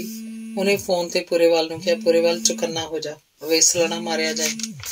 ਇਹ ਸਮਾਜ ਦੁਸ਼ਮਣ ਪਤਾ ਨਹੀਂ ਕਿਹੜੇ ਵੇਲੇ ਕਾਇਰਤਾ ਵਾਲਾ ਲੁੱਕ ਕੇ ਵਾਰ ਕਰ ਦੇਵੇ, ਪਰ ਉਹ ਬੇਪਰਵਾਹ ਹੀ ਰਿਹਾ। ਫਰਵਰੀ 1996 ਦੇ ਦੂਜੇ ਹਫ਼ਤੇ ਉਹਦਾ ਫੋਨ ਆਇਆ ਕਿ ਰਾਹੀ ਵਿਸਾਖੀ ਅੰਕਲ ਲਈ ਕੁਝ ਲਿਖ ਕੇ ਭੇਜ। ਮੈਂ ਵਾਅਦਾ ਕਰ ਲਿਆ। ਅਸਲ 'ਚ ਪੁਰੇਵਾਲ ਆਪਣੇ ਲੇਖਕ ਮਿੱਤਰਾਂ ਪਾਸੋਂ ਮਾਣ ਭਰੀ ਧੌਂਸ ਨਾਲ ਰਚਨਾ ਮੰਗਦਾ ਸੀ। ਉਹਨਾਂ ਮਿੱਤਰਾਂ 'ਚ ਰਵਿੰਦਰ ਰਵੀ, ਅਵਤਾਰ ਜੰਡਿਆਲਵੀ, ਸਾਥੀ ਲੁਧਿਆਣਵੀ, ਮੇਰੇ ਸਣੇ ਹੋਰ ਵੀ ਕਈ ਸੀ। ਮੈਨੂੰ ਵੀ ਉਹਦੀ ਇਸ ਤਰ੍ਹਾਂ ਦੀ ਮਾਣ ਭਰੀ ਧੌਂਸ ਚੰਗੀ ਲੱਗਦੀ ਸੀ। ਮੈਂ ਜਦੋਂ ਇੰਗਲੈਂਡ ਗਿਆ ਤਾਂ ਉਹਨੇ ਦਫ਼ਤਰ 'ਚ ਬੈਠਿਆਂ ਗੱਲਾਂ ਚੱਲ ਪਈਆਂ। ਮੈਂ ਕਿਹਾ, ਤਰਸੇਮ ਇੱਕ ਗੱਲ ਦੱਸਾਂ? ਕਹਿਣ ਲੱਗਾ, ਦੱਸ। ਤੂੰ ਇਹ ਪਰਚਾ ਕੱਢਣ ਤੋਂ ਬਿਨਾਂ ਹੋਰ ਕੁਝ ਵੀ ਨਹੀਂ ਸੀ ਕਰ ਸਕਦਾ ਤੇ ਤੇਰੇ ਤੋਂ ਬਿਨਾਂ ਹੋਰ ਕੋਈ ਪਰਚਾ ਨਹੀਂ ਸੀ ਕੱਢ ਸਕਦਾ। ਉਹ ਕਿੰਨੀ ਦੇਰ ਮੇਰੇ ਮੂੰਹ ਵੱਲ ਵੇਖਦਾ ਰਿਹਾ, ਫਿਰ ਬੋਲਿਆ, ਬੜੇ ਪਤੇ ਦੀ ਗੱਲ ਕੀਤੀ ਹੈ ਮੇਰੇ ਬਾਰੇ। ਜਿਸ ਦਿਨ ਵੀਰਵਾਰ ਸ਼ਾਮ ਨੂੰ ਪਰਚਾ ਨਿਕਲਣਾ ਹੁੰਦਾ ਉਸ ਦਿਨ ਸਾਰਾ ਸਟਾਫ ਉਨੀ ਦੇਰ ਘਰ ਨਾ ਜਾਂਦਾ ਜਦੋਂ ਤੱਕ ਪਰਚਾ ਫੋਲਡ ਹੋ ਕੇ ਘੱਲਣ ਦਾ ਤੇ ਡਾਕ ਦੇ ਲਿਫਾਫਿਆਂ 'ਚ ਪਾ ਕੇ ਪਤੇ ਦੀਆਂ ਸਲਿੱਪਾਂ ਲਾ ਕੇ ਤਿਆਰ ਨਾ ਹੋ ਜਾਂਦਾ। ਅਗਲੀ ਸਵੇਰ ਸਿਰਫ ਪੋਸਟ ਆਫਿਸ ਜਾਣ ਦਾ ਕੰਮ ਹੀ ਰਹਿ ਜਾਂਦਾ। ਲੰਡਨ ਭਾਵ ਸਾਰੀ ਵਿਲਾਇਤ ਵਿੱਚ ਹਰ ਦੁਕਾਨ ਤੇ ਪਰਚਾ ਵੀਰਵਾਰ ਹੀ ਅੱਪੜ ਜਾਂਦਾ। ਸਾਰੇ ਸਟਾਫ ਦਾ ਲੰਗਰ ਉੱਥੇ ਹੀ ਤਿਆਰ ਹੁੰਦਾ। ਸਭ ਰਲ ਮਿਲ ਕੇ ਕੰਮ ਨਿਬੇੜ ਕੇ ਘਰ ਜਾਂਦੇ। ਉਹ ਸਾਰੇ ਸਟਾਫ ਨੂੰ, ਖਾਸ ਕਰ ਔਰਤਾਂ ਨੂੰ ਘਰੋਂ ਘਰੀ ਘੱਲ ਕੇ ਫਿਰ ਆਪ ਸਾਰੇ ਜੰਦਰੇ ਲਾ ਕੇ ਘਰ ਜਾਂਦਾ। ਉਸ ਦਿਨ ਵੀ ਦੱਸਦੇ ਹਨ ਉਹ ਇਸੇ ਤਰ੍ਹਾਂ ਹੀ ਜੰਦਰੇ ਲਾ ਕੇ ਜਦੋਂ ਘਰ ਜਾਣ ਲਈ ਪਿਛਲੇ ਦਰਵਾਜ਼ੇ ਕਾਰ ਵੱਲ ਤੁਰਨ ਲੱਗਾ ਤਾਂ ਕਿਸੇ ਕਾਇਰ ਨੇ ਰਾਤ ਦੇ ਹਨੇਰੇ ਦੀ ਆੜ 'ਚ ਉਹਦੇ ਗੋਲੀ ਮਾਰ ਦਿੱਤੀ ਤੇ ਉਹ ਸਾਥੋਂ ਸਦਾ ਲਈ ਵੱਖ ਹੋ ਗਿਆ। ਪੁਰੇਵਾਲ ਸਦਾ ਹੀ ਜਿਉਂਦਾ ਹੈ, ਪਰ ਉਹ ਕਾਇਰ ਰੋਜ਼ ਇੱਕ ਮੌਤ ਮਰਦਾ ਹੋਏਗਾ। ਧੰਨਵਾਦ। ਇਸ ਪੁਸਤਕ ਦਾ ਦੂਸਰਾ ਭਾਗ ਹੈ ਜਿਹਦਾ ਪਹਿਲਾ ਲੇਖਕ ਹੈ ਪਾਸ਼। ਇਹ ਗੱਲ 1970 ਦੀ ਪਹਿਲੀ ਤਿਮਾਹੀ ਤੇ ਅਖੀਰ ਦੀ ਹੈ। ਮੈਂ ਸਕੂਲ ਤੋਂ ਆ ਕੇ ਘਰ ਗਿਆਨੀ ਦੀ ਜਮਾਤ ਨੂੰ ਪੜ੍ਹਾ ਰਿਹਾ ਸੀ। ਵੇਲਾ ਤਰਕਾਲਨ ਦਾ ਜਾਂ ਲੋਡਾ ਵੇਲਾ ਸੀ। ਉਹਨਾਂ ਦਿਨਾਂ 'ਚ ਮੈਂ ਅੰਮ੍ਰਿਤਸਰ ਰੋਡ, ਜਿਹਨੂੰ ਫਤਿਹ ਬਾਜ਼ਾਰ ਵੀ ਕਹਿੰਦੇ ਨੇ, ਉੱਪਰ ਇੱਕ ਮਕਾਨ ਕਿਰਾਏ ਤੇ ਲੈ ਕੇ ਰਹਿੰਦਾ ਸੀ। ਹੇਠਾਂ ਅਜੀਤ ਗਿਆਨੀ ਕਾਲਜ ਦੇ ਨਾਂ ਤੇ ਗਿਆਨੀ ਦੀਆਂ ਕਲਾਸਾਂ ਸ਼ਾਮ ਨੂੰ ਲੈਂਦਾ ਸੀ। ਇਹ ਥਾਂ ਮੇਨ ਬਾਜ਼ਾਰ 'ਚ ਕੋਤਵਾਲੀ ਤੋਂ ਕੋਈ 100 ਕੁ ਗਜ਼ ਦੀ ਦੂਰੀ ਤੇ ਸ਼ਾਲਾਮਾਰ ਬਾਗ ਵੱਲ ਦੇ ਪਾਸੇ ਖੱਬੇ ਹੱਥ ਸੀ। ਮੈਂ ਆਪਣੇ ਕੰਮ 'ਚ ਮਗਨ ਸੀ। ਅਚਾਨਕ ਇੱਕ ਅਲੂਆਂ ਜਿਹਾ ਦਿਸਦਾ ਮੁੰਡਾ ਪੁੱਛ ਕੇ ਅੰਦਰ ਆਇਆ। ਮੇਰੀਆਂ ਅੱਖਾਂ ਵਿਚਲੇ ਪ੍ਰਸ਼ਨ ਨੂੰ ਪੜ੍ਹ ਕੇ ਉਸ ਕਿਹਾ, ਤੁਸੀਂ ਪੜ੍ਹਾ ਲਓ, ਮੈਂ ਮਗਰੋਂ ਤੁਹਾਡੇ ਨਾਲ ਗੱਲ ਕਰਨੀ ਹੈ। ਉਹਦੇ ਕੋਲ ਲੰਮੀਆਂ ਤਣੀਆਂ ਵਾਲਾ ਇੱਕ ਝੋਲਾ ਸੀ ਜਿਸ 'ਚ ਕੁਝ ਕਾਗਜ਼ ਭਰੇ ਲੱਗਦੇ ਸੀ। ਖੈਰ ਕਲਾਸ ਖਤਮ ਹੋ ਗਈ, ਵਿਦਿਆਰਥੀ ਚਲੇ ਗਏ। ਹੁਣ ਮੈਂ ਤੇ ਉਹ ਨੌਜਵਾਨ ਦੋਨੋਂ ਹੀ ਸੀ। ਉਹਨੇ ਦੱਸਿਆ, ਮੇਰਾ ਨਾਮ ਪਾਸ਼ ਹੈ, ਮੈਂ ਤੁਹਾਨੂੰ ਜਾਣਦਾ। ਮੈਂ ਚੁੱਪ ਕਰਕੇ ਸੁਣ ਰਿਹਾ ਸੀ। ਉਸ ਦੱਸਿਆ, ਪਿਛਲੇ ਸਾਲ ਜਦੋਂ ਰਣਧੀਰ ਕਾਲਜ 'ਚ ਗੁਰੂ ਨਾਨਕ ਦੇਵ ਜੀ ਦੇ 500 ਸਾਲਾ ਕਵੀ ਦਰਬਾਰ ਤੇ ਤੁਸੀਂ ਗਏ ਸੀ, ਮੈਂ ਤੁਹਾਨੂੰ ਤੇ ਸ਼ਿਵ ਕੁਮਾਰ ਨੂੰ ਇਕੱਠਿਆਂ ਬਾਹਰ ਜਾਂਦਿਆਂ ਵੇਖਿਆ ਸੀ। ਫਿਰ ਮੈਂ ਤੁਹਾਨੂੰ ਸ਼ਿਵ ਨੂੰ ਤੇ ਪ੍ਰੋਫੈਸਰ ਮੋਹਨ ਸਿੰਘ ਹੋਰਾਂ ਨੂੰ ਇਕੱਠੇ ਕਾਲਜ ਦੇ ਟਿਊਬਵੈੱਲ ਵੱਲ ਜਾਂਦੇ ਵੀ ਵੇਖਿਆ ਸੀ। ਅਸਲ 'ਚ ਜੋ ਕੁਝ ਉਹ ਦੱਸ ਰਿਹਾ ਸੀ ਮੈਂ ਸੁਣ ਕੇ ਕੁਝ ਸ਼ਰਮ ਮਹਿਸੂਸ ਕਰ ਰਿਹਾ ਸੀ। ਗੱਲ ਵਿੱਚੋਂ ਇਹ ਸੀ ਕਿ ਸ਼ਿਵ ਆਪਣੀ ਕਵਿਤਾ ਪੜ੍ਹ ਕੇ ਮੇਰੇ ਨਾਲ ਬਾਹਰ ਆ ਗਿਆ ਤੇ ਕਹਿਣ ਲੱਗਾ, ਰਾਹੀ ਚੱਲ ਚਲੀਏ। ਅਸੀਂ ਕਾਰ 'ਚ ਬੈਠੇ ਤੇ ਠੇਕੇ ਪਹੁੰਚ ਗਏ। ਉੱਥੋਂ ਮੈਂ ਬੋਤਲ ਲਈ ਕਿ ਖਾੜਾ ਅਸੀਂ ਸਿਨੇਮੇ ਕੋਲ ਆ ਕੇ ਕਿਸੇ ਦੁਕਾਨ ਤੋਂ ਗਲਾਸ ਲੈ ਕੇ ਲਾਇਆ ਤੇ ਕਾਲਜ ਆ ਗਏ। ਜਦੋਂ ਅਸੀਂ ਕਾਲਜ ਪਹੁੰਚੇ ਤਾਂ ਪ੍ਰੋਫੈਸਰ ਮੋਹਨ ਸਿੰਘ ਹੋਰੇ ਵੀ ਬਾਹਰ ਆ ਚੁੱਕੇ ਸੀ। ਉਹਨਾਂ ਪੁੱਛਿਆ, ਮੁੰਡਿਓ ਕੁਝ ਹੈ? ਅਸੀਂ ਹਾਂ 'ਚ ਇਸ਼ਾਰਾ ਕਰਕੇ ਉਹਨਾਂ ਨੂੰ ਨਾਲ ਲੈ ਕਾਲਜ ਦੇ ਟਿਊਬਵੈੱਲ ਕੋਲ ਚਲੇ ਗਏ। ਕੋਈ ਗਲਾਸ ਵੀ ਨਹੀਂ ਸੀ ਕੋਲ। ਬੋਤਲ ਨੂੰ ਮੂੰਹ ਲਾ ਕੇ ਤਿੰਨਾਂ ਨੇ ਜਲਦੀ ਬੋਤਲ ਖਤਮ ਕੀਤੀ। ਆੜ 'ਚੋਂ ਚੂੜੀਆਂ ਭਰ ਪਾਣੀ ਪੀਤਾ ਤੇ ਚੱਲ ਮੇਰੇ ਭਾਈ। ਡਰ ਵੀ ਸੀ ਕਿ ਇੱਕ ਤਾਂ ਗੁਰੂ ਨਾਨਕ ਦੇਵ ਜੀ ਦਾ 500 ਸਾਲਾ ਜਨਮ ਦਿਨ, ਦੂਜਾ ਕਾਲਜ ਜਿੱਥੇ ਮੇਰੇ ਬਹੁਤ ਸਾਰੇ ਪੁਰਾਣੇ ਵਿਦਿਆਰਥੀ ਪੜ੍ਹਦੇ ਸਨ, ਤੇ ਇਹਨਾਂ ਸਭ ਡਰਾਂ ਕਰਕੇ ਮੈਂ ਕਾਹਲ ਕਰ ਰਿਹਾ ਸੀ। ਇਸ ਕਵੀ ਦਰਬਾਰ ਤੇ ਅੰਮ੍ਰਿਤਾ ਪ੍ਰੀਤਮ ਜੀ ਤੇ ਇਮਰੋਜ਼ ਹੋਰੀ ਵੀ ਆਏ ਸੀ, ਗਾਰਗੀ ਵੀ ਆਇਆ ਸੀ। ਖੈਰ ਇਹ ਤਾਂ ਲੰਬੀ ਚੌੜੀ ਕਹਾਣੀ ਹੈ। ਅੱਜ ਜਦੋਂ ਇਹ ਨੌਜਵਾਨ ਮੈਨੂੰ ਉਹ ਹੋਇਆ ਬੀਤਿਆ ਯਾਦ ਕਰਾ ਰਿਹਾ ਸੀ ਤਾਂ ਮੈਂ ਥੋੜ੍ਹੀ ਸ਼ਰਮ ਮਹਿਸੂਸ ਕਰ ਰਿਹਾ ਸੀ।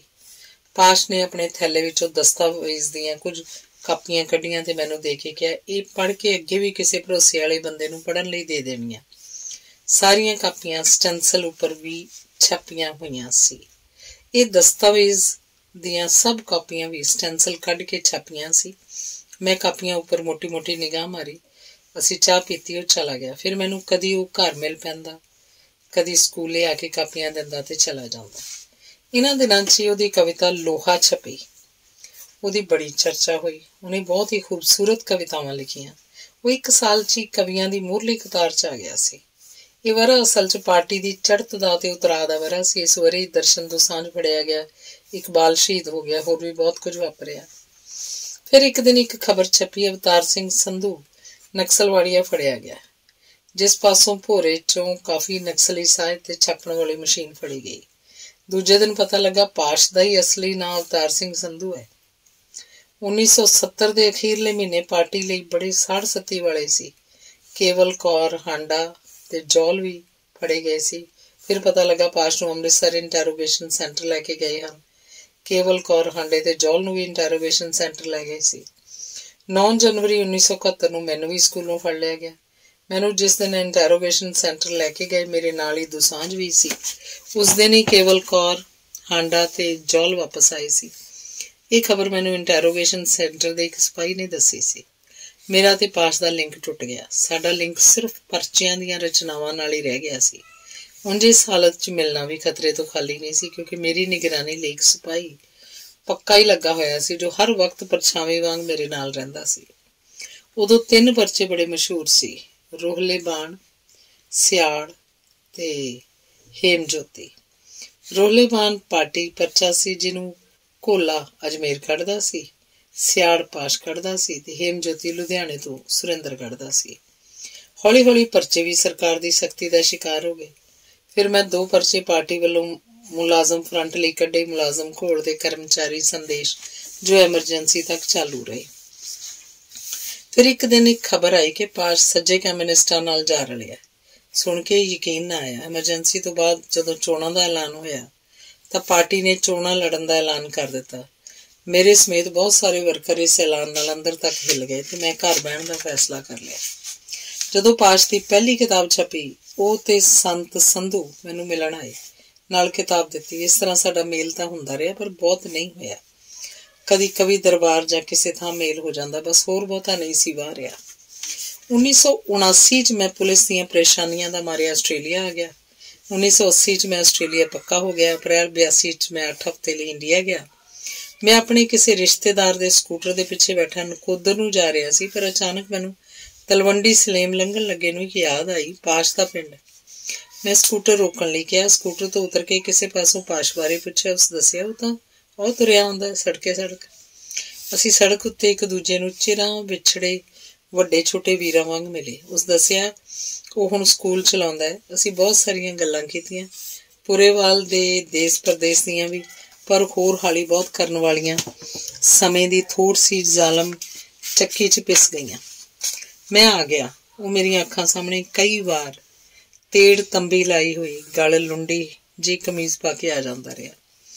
ਇੱਕ ਗੱਲ ਜ਼ਰੂਰ ਹੈ ਕਿ ਮੈਂ ਉਹਨੂੰ ਕਦੀ ਵੀ ਉਹਦੇ CPI ਵਿੱਚ ਜਾਣ ਬਾਰੇ ਨਹੀਂ ਪੁੱਛਿਆ, ਨਾ ਹੀ ਇਹ ਪੁੱਛਿਆ ਕਿ ਜਦੋਂ ਫੜਿਆ ਗਿਆ ਸੀ ਤੇ ਲੋਕ ਕਹਿੰਦੇ ਸੀ ਉਹਨੇ 72 ਬੰਦਿਆਂ ਦੇ ਨਾਂ ਲਏ ਸੀ। ਇਹ ਮੇਰੇ 'ਚ ਪਤਾ ਨਹੀਂ ਘਾਟ ਹੈ ਜਾਂ ਚੰਗਿਆਈ ਕਿ ਮੈਂ ਆਪਣੇ ਕਿਸੇ ਮਿੱਤਰ ਨੂੰ ਕਦੀ ਵੀ ਇਸ ਤਰ੍ਹਾਂ ਦਾ ਸਵਾਲ ਨਹੀਂ ਪੁੱਛਦਾ ਜਿਸ ਨਾਲ ਉਹ ਸ਼ਰਮ ਮਹਿਸੂਸ ਕਰਨ ਲੱਗ ਪਵੇ। ਮੇਰਾ ਦਿਲ ਕਹਿੰਦਾ ਸੀ ਅਵਲ ਤਾਂ ਇਹ ਸੱਚ ਨਹੀਂ, ਜੇ ਸੱਚ ਵੀ ਹੋਵੇ ਤਾਂ ਇਹ ਉਹਦਾ ਨਿੱਜੀ ਮਸਲਾ ਹੈ, ਮੇਰਾ ਨਹੀਂ। ਹਰ ਇੱਕ ਮਨੁੱਖ ਦੀ ਆਪਣੀ ਵਿਚਾਰਧਾਰਾ ਹੈ। ਜਦੋਂ ਮੈਂ ਸਰਗਰਮ ਨੈਕਸਲਾਈਟ ਵੀ ਸੀ ਤਾਂ ਵੀ ਮੇਰੇ ਘਰ ਅੰਡਰਗਰਾਊਂਡ ਦਰਸ਼ਨ ਸਿੰਘ ਕੈਨੇਡੀਅਨ ਆਪਣੇ ਆਪ ਨੂੰ ਜ਼ਿਆਦਾ ਮਹਿਫੂਜ਼ ਸਮਝਦਾ ਸੀ ਆਪਣੇ ਕਿਸੇ CPI ਮੈਂਬਰ ਨਾਲ। ਮੈਂ ਉਹਨਾਂ ਦਾ ਸਤਿਕਾਰ ਕਰਦਾ ਸੀ। ਸਾਡੀਆਂ ਆਪਸੀ ਕਾਫੀ ਗੱਲਾਂ ਹੁੰਦੀਆਂ ਸੀ। ਉਹ ਬਾਕੀ ਸਭ ਵਾਂਗ ਇੱਥੇ ਆ ਕੇ ਤੋੜਾ ਤੋੜਦੇ ਸੀ। ਲਾਈਨ ਗਲਤ ਨਹੀਂ, ਪਰ ਹਾਲੀ ਟਾਈਮ ਨਹੀਂ ਹੈ। ਖੈਰ ਮੈਂ ਹੋਰ ਪਾਸੇ ਤੁਰ ਪਿਆ। ਮੈਂ ਇੰਡੀਆ 8 ਹਫ਼ਤੇ ਰਹਿ ਕੇ ਵਾਪਸ ਆਸਟ੍ਰੇਲੀਆ ਆ ਗਿਆ। ਮਗਰੋਂ ਬਹੁਤ ਕੁਝ ਹੋ ਗਿਆ। ਮੀਸ਼ਾ ਵੀ ਤੁਰ ਗਿਆ, ਹਮਦਰਦ ਹੋਰੀ ਵੀ ਅਲਵਿਦਾ। ਫਿਰ ਮੈਂ 1987 'ਚ ਇੰਡੀਆ ਗਿਆ। ਸੰਤ ਸੰਧੂ ਨੂੰ ਮੈਂ ਪ੍ਰੋਫੈਸਰ ਦਰਸ਼ਨ ਸਿੰਘ ਸੰਪਰਕ ਦੇ ਘਰ ਮਿਲਿਆ। ਪਾਸ਼ ਬਾਰੇ ਗੱਲਾਂ ਹੋਈਆਂ।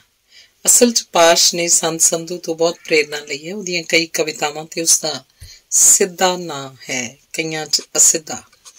ਜਿਵੇਂ ਉਹਨੇ ਸੰਤ ਸੰਧੂ ਦੀ ਪੁਸਤਕ ਬਾਂਸਾ ਦਾ ਜੰਗਲ 'ਚ ਸੰਤ ਬਾਰੇ ਕਵਿਤਾ ਲਿਖੀ ਹੈ। ਕੁਰਾਈਆ ਉਸ ਵਿੱਚ ਉਸ ਲਿਖਿਆ, ਮੇਰਾ ਯਾਰ ਬਹੁਤ ਘੈਂਟ ਬੰਦਾ ਹੈ, ਕੁਰਾਈਆ ਹੈ। ਮੇਰੇ ਯਾਰ ਨੇ ਸੁਲਤਾਨਪੁਰ ਦੇ ਸਫ਼ਰ ਨੂੰ ਹੁਣ ਮੁਲਤਵੀ ਕਰ ਦਿੱਤਾ ਹੈ। ਉਹਨੇ ਆਪਣੀ ਮਾਲਾ ਮਣਕੇ ਕਰਕੇ ਬੰਜਰ ਖੇਤਾਂ 'ਚ ਘੇਰ ਦਿੱਤੀ ਹੈ। ਹੈਰਾਨ ਖੜੇ ਲਾਲੋ ਨੂੰ ਇੱਕ ਤਲਵਾਰ ਦਿੱਤੀ ਹੈ। ਇਹ ਹੈ ਸੀ ਉਹਦਾ ਮੋਹ ਸੰਤ ਸੰਧੂ ਨਾਲ। ਇਹ ਗੱਲ ਸ਼ਾਇਦ 1971 ਜਾਂ 72 ਦੀ ਹੈ। ਪੰਜਾਬੀ ਲੇਖਕ ਸਭਾ ਨਕਸਲਾਈਟਾਂ ਦੇ ਕਬਜ਼ੇ 'ਚ ਸੀ। ਇਹਨਾਂ ਵਰ੍ਹਿਆਂ 'ਚ ਕਈ ਪੰਜਾਬੀ ਲੇਖਕ ਪੁਲਿਸ ਨੇ ਫੜੇ, ਕਈ ਤਾਂ ਮੀਸ਼ੇ ਵਰਗੇ ਰਾਤ ਰੱਖ ਕੇ ਹੀ ਛੱਡ ਦਿੱਤੇ। ਕਈਆਂ ਮੇਰੇ ਵਰਗਿਆਂ ਨੂੰ ਤੇ ਪਾਸ਼ ਉਦਾਸੀ, ਲਾਲ ਸਿੰਘ ਦਿਲ, ਦਰਸ਼ਨ ਖੜਕੜ, ਜਸਵੰਤ ਖੜਕੜ ਆਦਿ ਚੰਗੀ ਸੇਵਾ ਕੀਤੀ। ਦਰਸ਼ਨ ਖੜਕੜ ਤਾਂ ਹਾਲੇ ਵੀ ਜੇਲ੍ਹ 'ਚ ਹੀ ਸੀ। ਕੇਂਦਰੀ ਪੰਜਾਬੀ ਲੇਖਕ ਸਭਾ ਨੇ ਕਲਮ ਦੀ ਆਜ਼ਾਦੀ ਲਈ ਮੋਗੇ 'ਚ ਇੱਕ ਬਹੁਤ ਵੱਡੀ ਕਾਨਫਰੰਸ ਕੀਤੀ, ਜਿਸ 'ਚ ਸੰਤ ਸਿੰਘ ਸੇਖੋਂ, ਜਸਵੰਤ ਸਿੰਘ ਕੰਵਲ, ਪ੍ਰੋਫੈਸਰ ਮੋਹਨ ਸਿੰਘ ਹੋਰਾਂ ਵੀ ਮੋਹਰੀਆਂ ਵਾਲੀ ਭੂਮਿਕਾ ਨਿਭਾਈ।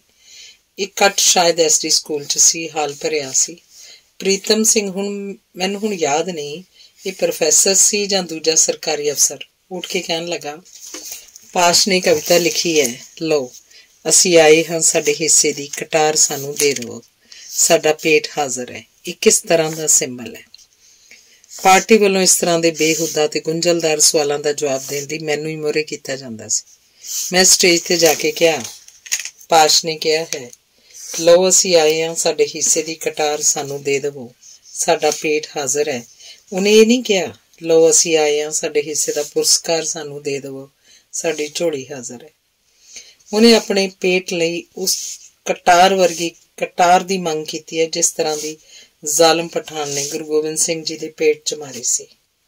ਅਸੀਂ ਸਭ ਗੁਰੂ ਗੋਬਿੰਦ ਸਿੰਘ ਦੇ ਵਾਰਸ, ਗੁਰੂ ਗੋਬਿੰਦ ਸਿੰਘ ਦੇ ਪਾਈ ਪੂਰਨਿਆਂ ਤੇ ਚੱਲ ਰਹੇ ਹਾਂ। ਅਸੀਂ ਮੱਕਾਰ ਪਠਾਨਾਂ ਦੇ ਟੋਲੇ 'ਚੋਂ ਨਹੀਂ। ਬਹੁਤ ਤਾੜੀਆਂ ਵੱਜੀਆਂ। ਇਹ ਕਾਨਫਰੰਸ ਬਹੁਤ ਸਫਲ ਰਹੀ। ਕਾਨਫਰੰਸ ਤੋਂ ਬਾਅਦ ਮੋਗੇ ਦੇ ਮੇਨ ਬਾਜ਼ਾਰ 'ਚ ਪੰਜਾਬੀ ਲੇਖਕਾਂ ਨੇ ਜਲੂਸ ਕੱਢਿਆ, ਜਿਹਦੀ ਅਗਵਾਈ ਸੇਖੋਂ, ਕੰਵਲ ਤੇ ਪ੍ਰੋਫੈਸਰ ਮੋਹਨ ਸਿੰਘ ਹੋਰਾਂ ਕੀਤੀ, ਪਰ ਪ੍ਰੀਤਮ ਸਿੰਘ ਗਾਇਬ ਸੀ। ਖੈਰ ਮੇਰੇ ਆਸਟ੍ਰੇਲੀਆ ਤੋਂ ਜਾ ਕੇ ਮੁੜ 8 ਹਫ਼ਤੇ ਭਾਰਤ ਰਹਿ ਕੇ ਮੁੜ ਆਉਣ ਤੋਂ ਬਾਅਦ ਪਤਾ ਲੱਗਾ ਕਿ ਪਾਸ਼ ਇੰਗਲੈਂਡ, ਅਮਰੀਕਾ ਘੁੰਮ ਰਿਹਾ। ਇਹ ਖਬਰ ਪੁਰੇਵਾਲ ਨੇ ਦੇਸ਼ ਪ੍ਰਦੇਸ਼ 'ਚ ਲਾਈ ਕਿ ਪਾਸ਼ ਮੇਰੇ ਰਿਕਾਰਡ ਵਿੱਚੋਂ ਕੁਝ ਪਰਚੇ ਚੁਰਾ ਕੇ ਲੈ ਗਿਆ। ਇੱਥੇ ਮੈਂ ਸਪਸ਼ਟ ਕਰ ਦਿਆਂ ਕਿ ਪਾਸ਼ ਨੇ ਪੁਰੇਵਾਲ ਦਾ ਦੇਸ਼ ਪ੍ਰਦੇਸ਼ ਇੱਥੋਂ ਇੰਡੀਆ ਛਾਪ ਕੇ ਪੁਰੇਵਾਲ ਨੂੰ ਭੇਜਿਆ ਸੀ। ਸ਼ਾਇਦ ਕੋਈ ਲੈਣ ਦੇਣ ਦਾ ਝਗੜਾ ਹੋ ਗਿਆ ਸੀ। ਇਹ ਗੱਲ ਪਾਸ਼ ਨੇ ਮੈਨੂੰ ਦੱਸੀ ਵੀ ਸੀ। ਦੇਸ਼ ਪ੍ਰਦੇਸ਼ ਦੇ ਕੁਝ ਅੰਕਾਂ ਦੀਆਂ ਕਾਪੀਆਂ ਮੈਨੂੰ ਦਿਖਾਈਆਂ ਵੀ ਸੀ। ਖੈਰ ਇਹ ਦੋ ਮਿੱਤਰਾਂ ਦੀ ਆਪਸੀ ਲੈਣ ਦੇਣ ਦੀ ਗੱਲ ਸੀ, ਜਿਹਨੂੰ ਮੈਂ ਬਹੁਤਾ ਨਹੀਂ ਸੀ ਗੋਲਿਆ। ਫਿਰ ਪਤਾ ਲੱਗਾ ਕਿ ਉਹ ਸ਼ਰਾਬ ਤੇ ਸਿਗਰਟਾਂ ਬਹੁਤ ਪੀਣ ਲੱਗ ਪਿਆ। ਇਹ ਸਿਗਰਟਾਂ ਦੀ ਬਿਮਾਰੀ ਬਹੁਤੇ ਨਕਸਲਾਈਟਾਂ ਨੇ ਕਾਮਰੇਡੀ ਦੇ ਫੈਸ਼ਨ ਵਜੋਂ ਸਹੇੜ ਲਈ ਸੀ। ਇਹ ਕੋੜ ਕਈਆਂ ਨੂੰ ਲੈ ਕੇ ਬਹਿ ਗਿਆ। ਉਹਨੇ ਐਂਟੀ 1947 ਪਰਚਾ ਵੀ ਕੱਢਿਆ। ਮੈਨੂੰ ਪਰਚੇ ਦਾ ਨਾਂ ਪੱਕਾ ਯਾਦ ਨਹੀਂ, ਜੋ ਬੰਦ ਹੋ ਗਿਆ। ਪੰਜਾਬ ਦੇ ਕਾਲੇ ਦਿਨਾਂ 'ਚ ਉਹ ਵੀ ਪੰਜਾਬ ਚਲਾ ਗਿਆ। 24 ਮਾਰਚ ਉਹਨੇ ਵਾਪਸ ਅਮਰੀਕਾ ਆਪਣੇ ਪਰਿਵਾਰ ਪਾਸ ਜਾਣਾ ਸੀ। 23 ਮਾਰਚ ਨੂੰ ਉਹਨੂੰ ਤੇ ਉਹਦੇ ਇੱਕ ਸਾਥੀ ਹੰਸਰਾਜ ਨੂੰ ਉਹਦੇ ਖੂਹ ਉੱਤੇ ਹੀ ਮੌਤ ਨੇ ਆ ਦਬੋਚਿਆ। ਕੇਲ ਕਰਿੰਦੇ ਹੰਝ ਨੂੰ ਅਚਿੰਤੇ ਬਾਜ ਪਈ। ਪਾਸ਼ ਤੇ ਹੰਸਰਾਜ ਦੀਆਂ ਲਾਸ਼ਾਂ ਖੂਨ ਵਿੱਚ ਲੱਥਪੱਥ ਹੋਈਆਂ ਪਈਆਂ ਸੀ। ਦੋਧੀਆਂ ਕਣਕਾਂ ਸੋਗੀ ਨਿਗਾਹਾਂ ਨਾਲ ਵੇਖ ਰਹੀਆਂ ਸੀ। ਖੇਤਾਂ 'ਚ ਸੁਪਨੇ ਬੀਜਣ ਵਾਲਾ ਖੇਤਾਂ ਦਾ ਜਾਇਆ ਜਾ ਚੁੱਕਾ ਸੀ। ਮੈਨੂੰ ਇੰਡੀਆ ਤੋਂ ਫੋਨ ਆਇਆ, ਪਾਸ਼ ਮਾਰ ਦਿੱਤਾ। ਮੇਰੇ ਹੱਥ ਤੇ ਨਿਗਾਹ ਕਿੰਨੀ ਦੇਰ ਬੇਹਰਕਤ ਰਹੀ। ਅੱਜ ਫਿਰ ਖੁੱਲਾ ਖਾਲੀ ਦਿਸ ਰਿਹਾ ਸੀ। ਅੱਜ ਫਿਰ ਜ਼ਮੀਨ ਨੇ ਇੱਕ ਹੋਰ ਅਸਮਾਂ ਨਿਗਲ ਲਿਆ ਸੀ। ਫਿਰ ਖਬਰ ਮਿਲੀ ਉਹਦੀ ਮੌਤ ਦਾ ਬਦਲਾ ਲੈ ਲਿਆ। ਮੈਂ ਸੋਚਾਂ ਕਿ ਉਹ ਮੁੜ ਆਇਆ ਕਿਸੇ ਹੋਰ ਨੂੰ ਮਾਰਨ ਤੋਂ ਬਾਅਦ, ਜਾਂ ਜੈਮਲ ਪੱਡੇ ਦੇ ਕਤਲ ਮਾਰਨ ਤੋਂ ਜੈਮਲ ਤਾਂ ਨਹੀਂ ਮੁੜਿਆ। ਹਾਂ, ਜੇਕਰ ਉਹ ਜਿਉਂਦੇ ਰਹਿੰਦੇ ਤਾਂ ਹਰ ਵਰੇ ਪਾਸ਼ ਦੀ ਬਰਸੀ ਤੇ ਉਹ ਕਾਇਰ ਜ਼ਰੂਰ ਇੱਕ ਮੌਤ ਮਰਿਆ ਕਰਦੇ। ਪਾਸ਼ ਜਿਉਂਦਾ, ਉਹਨੂੰ ਮਾਰਨ ਵਾਲੇ ਕਦੋਂ ਦੇ ਮਰ ਮੁੱਕ ਗਏ ਹਨ। ਇਸ ਜ਼ਮੀਨ ਦੇ ਖਾ ਜਾਣ ਤੋਂ ਬਾਅਦ ਵੀ ਹਰ ਆਸਮਾਂ ਆਪਣਾ ਨਿਸ਼ਾਨ ਇਹਦੀ ਹਿੱਕ ਤੇ ਛੱਡ ਜਾਂਦਾ ਹੈ, ਜੋ ਉਨੀ ਦੇਰ ਰਹੇਗਾ ਜਿੰਨੀ ਦੇਰ ਜ਼ਮੀਨ ਹੈ। ਧੰਨਵਾਦ।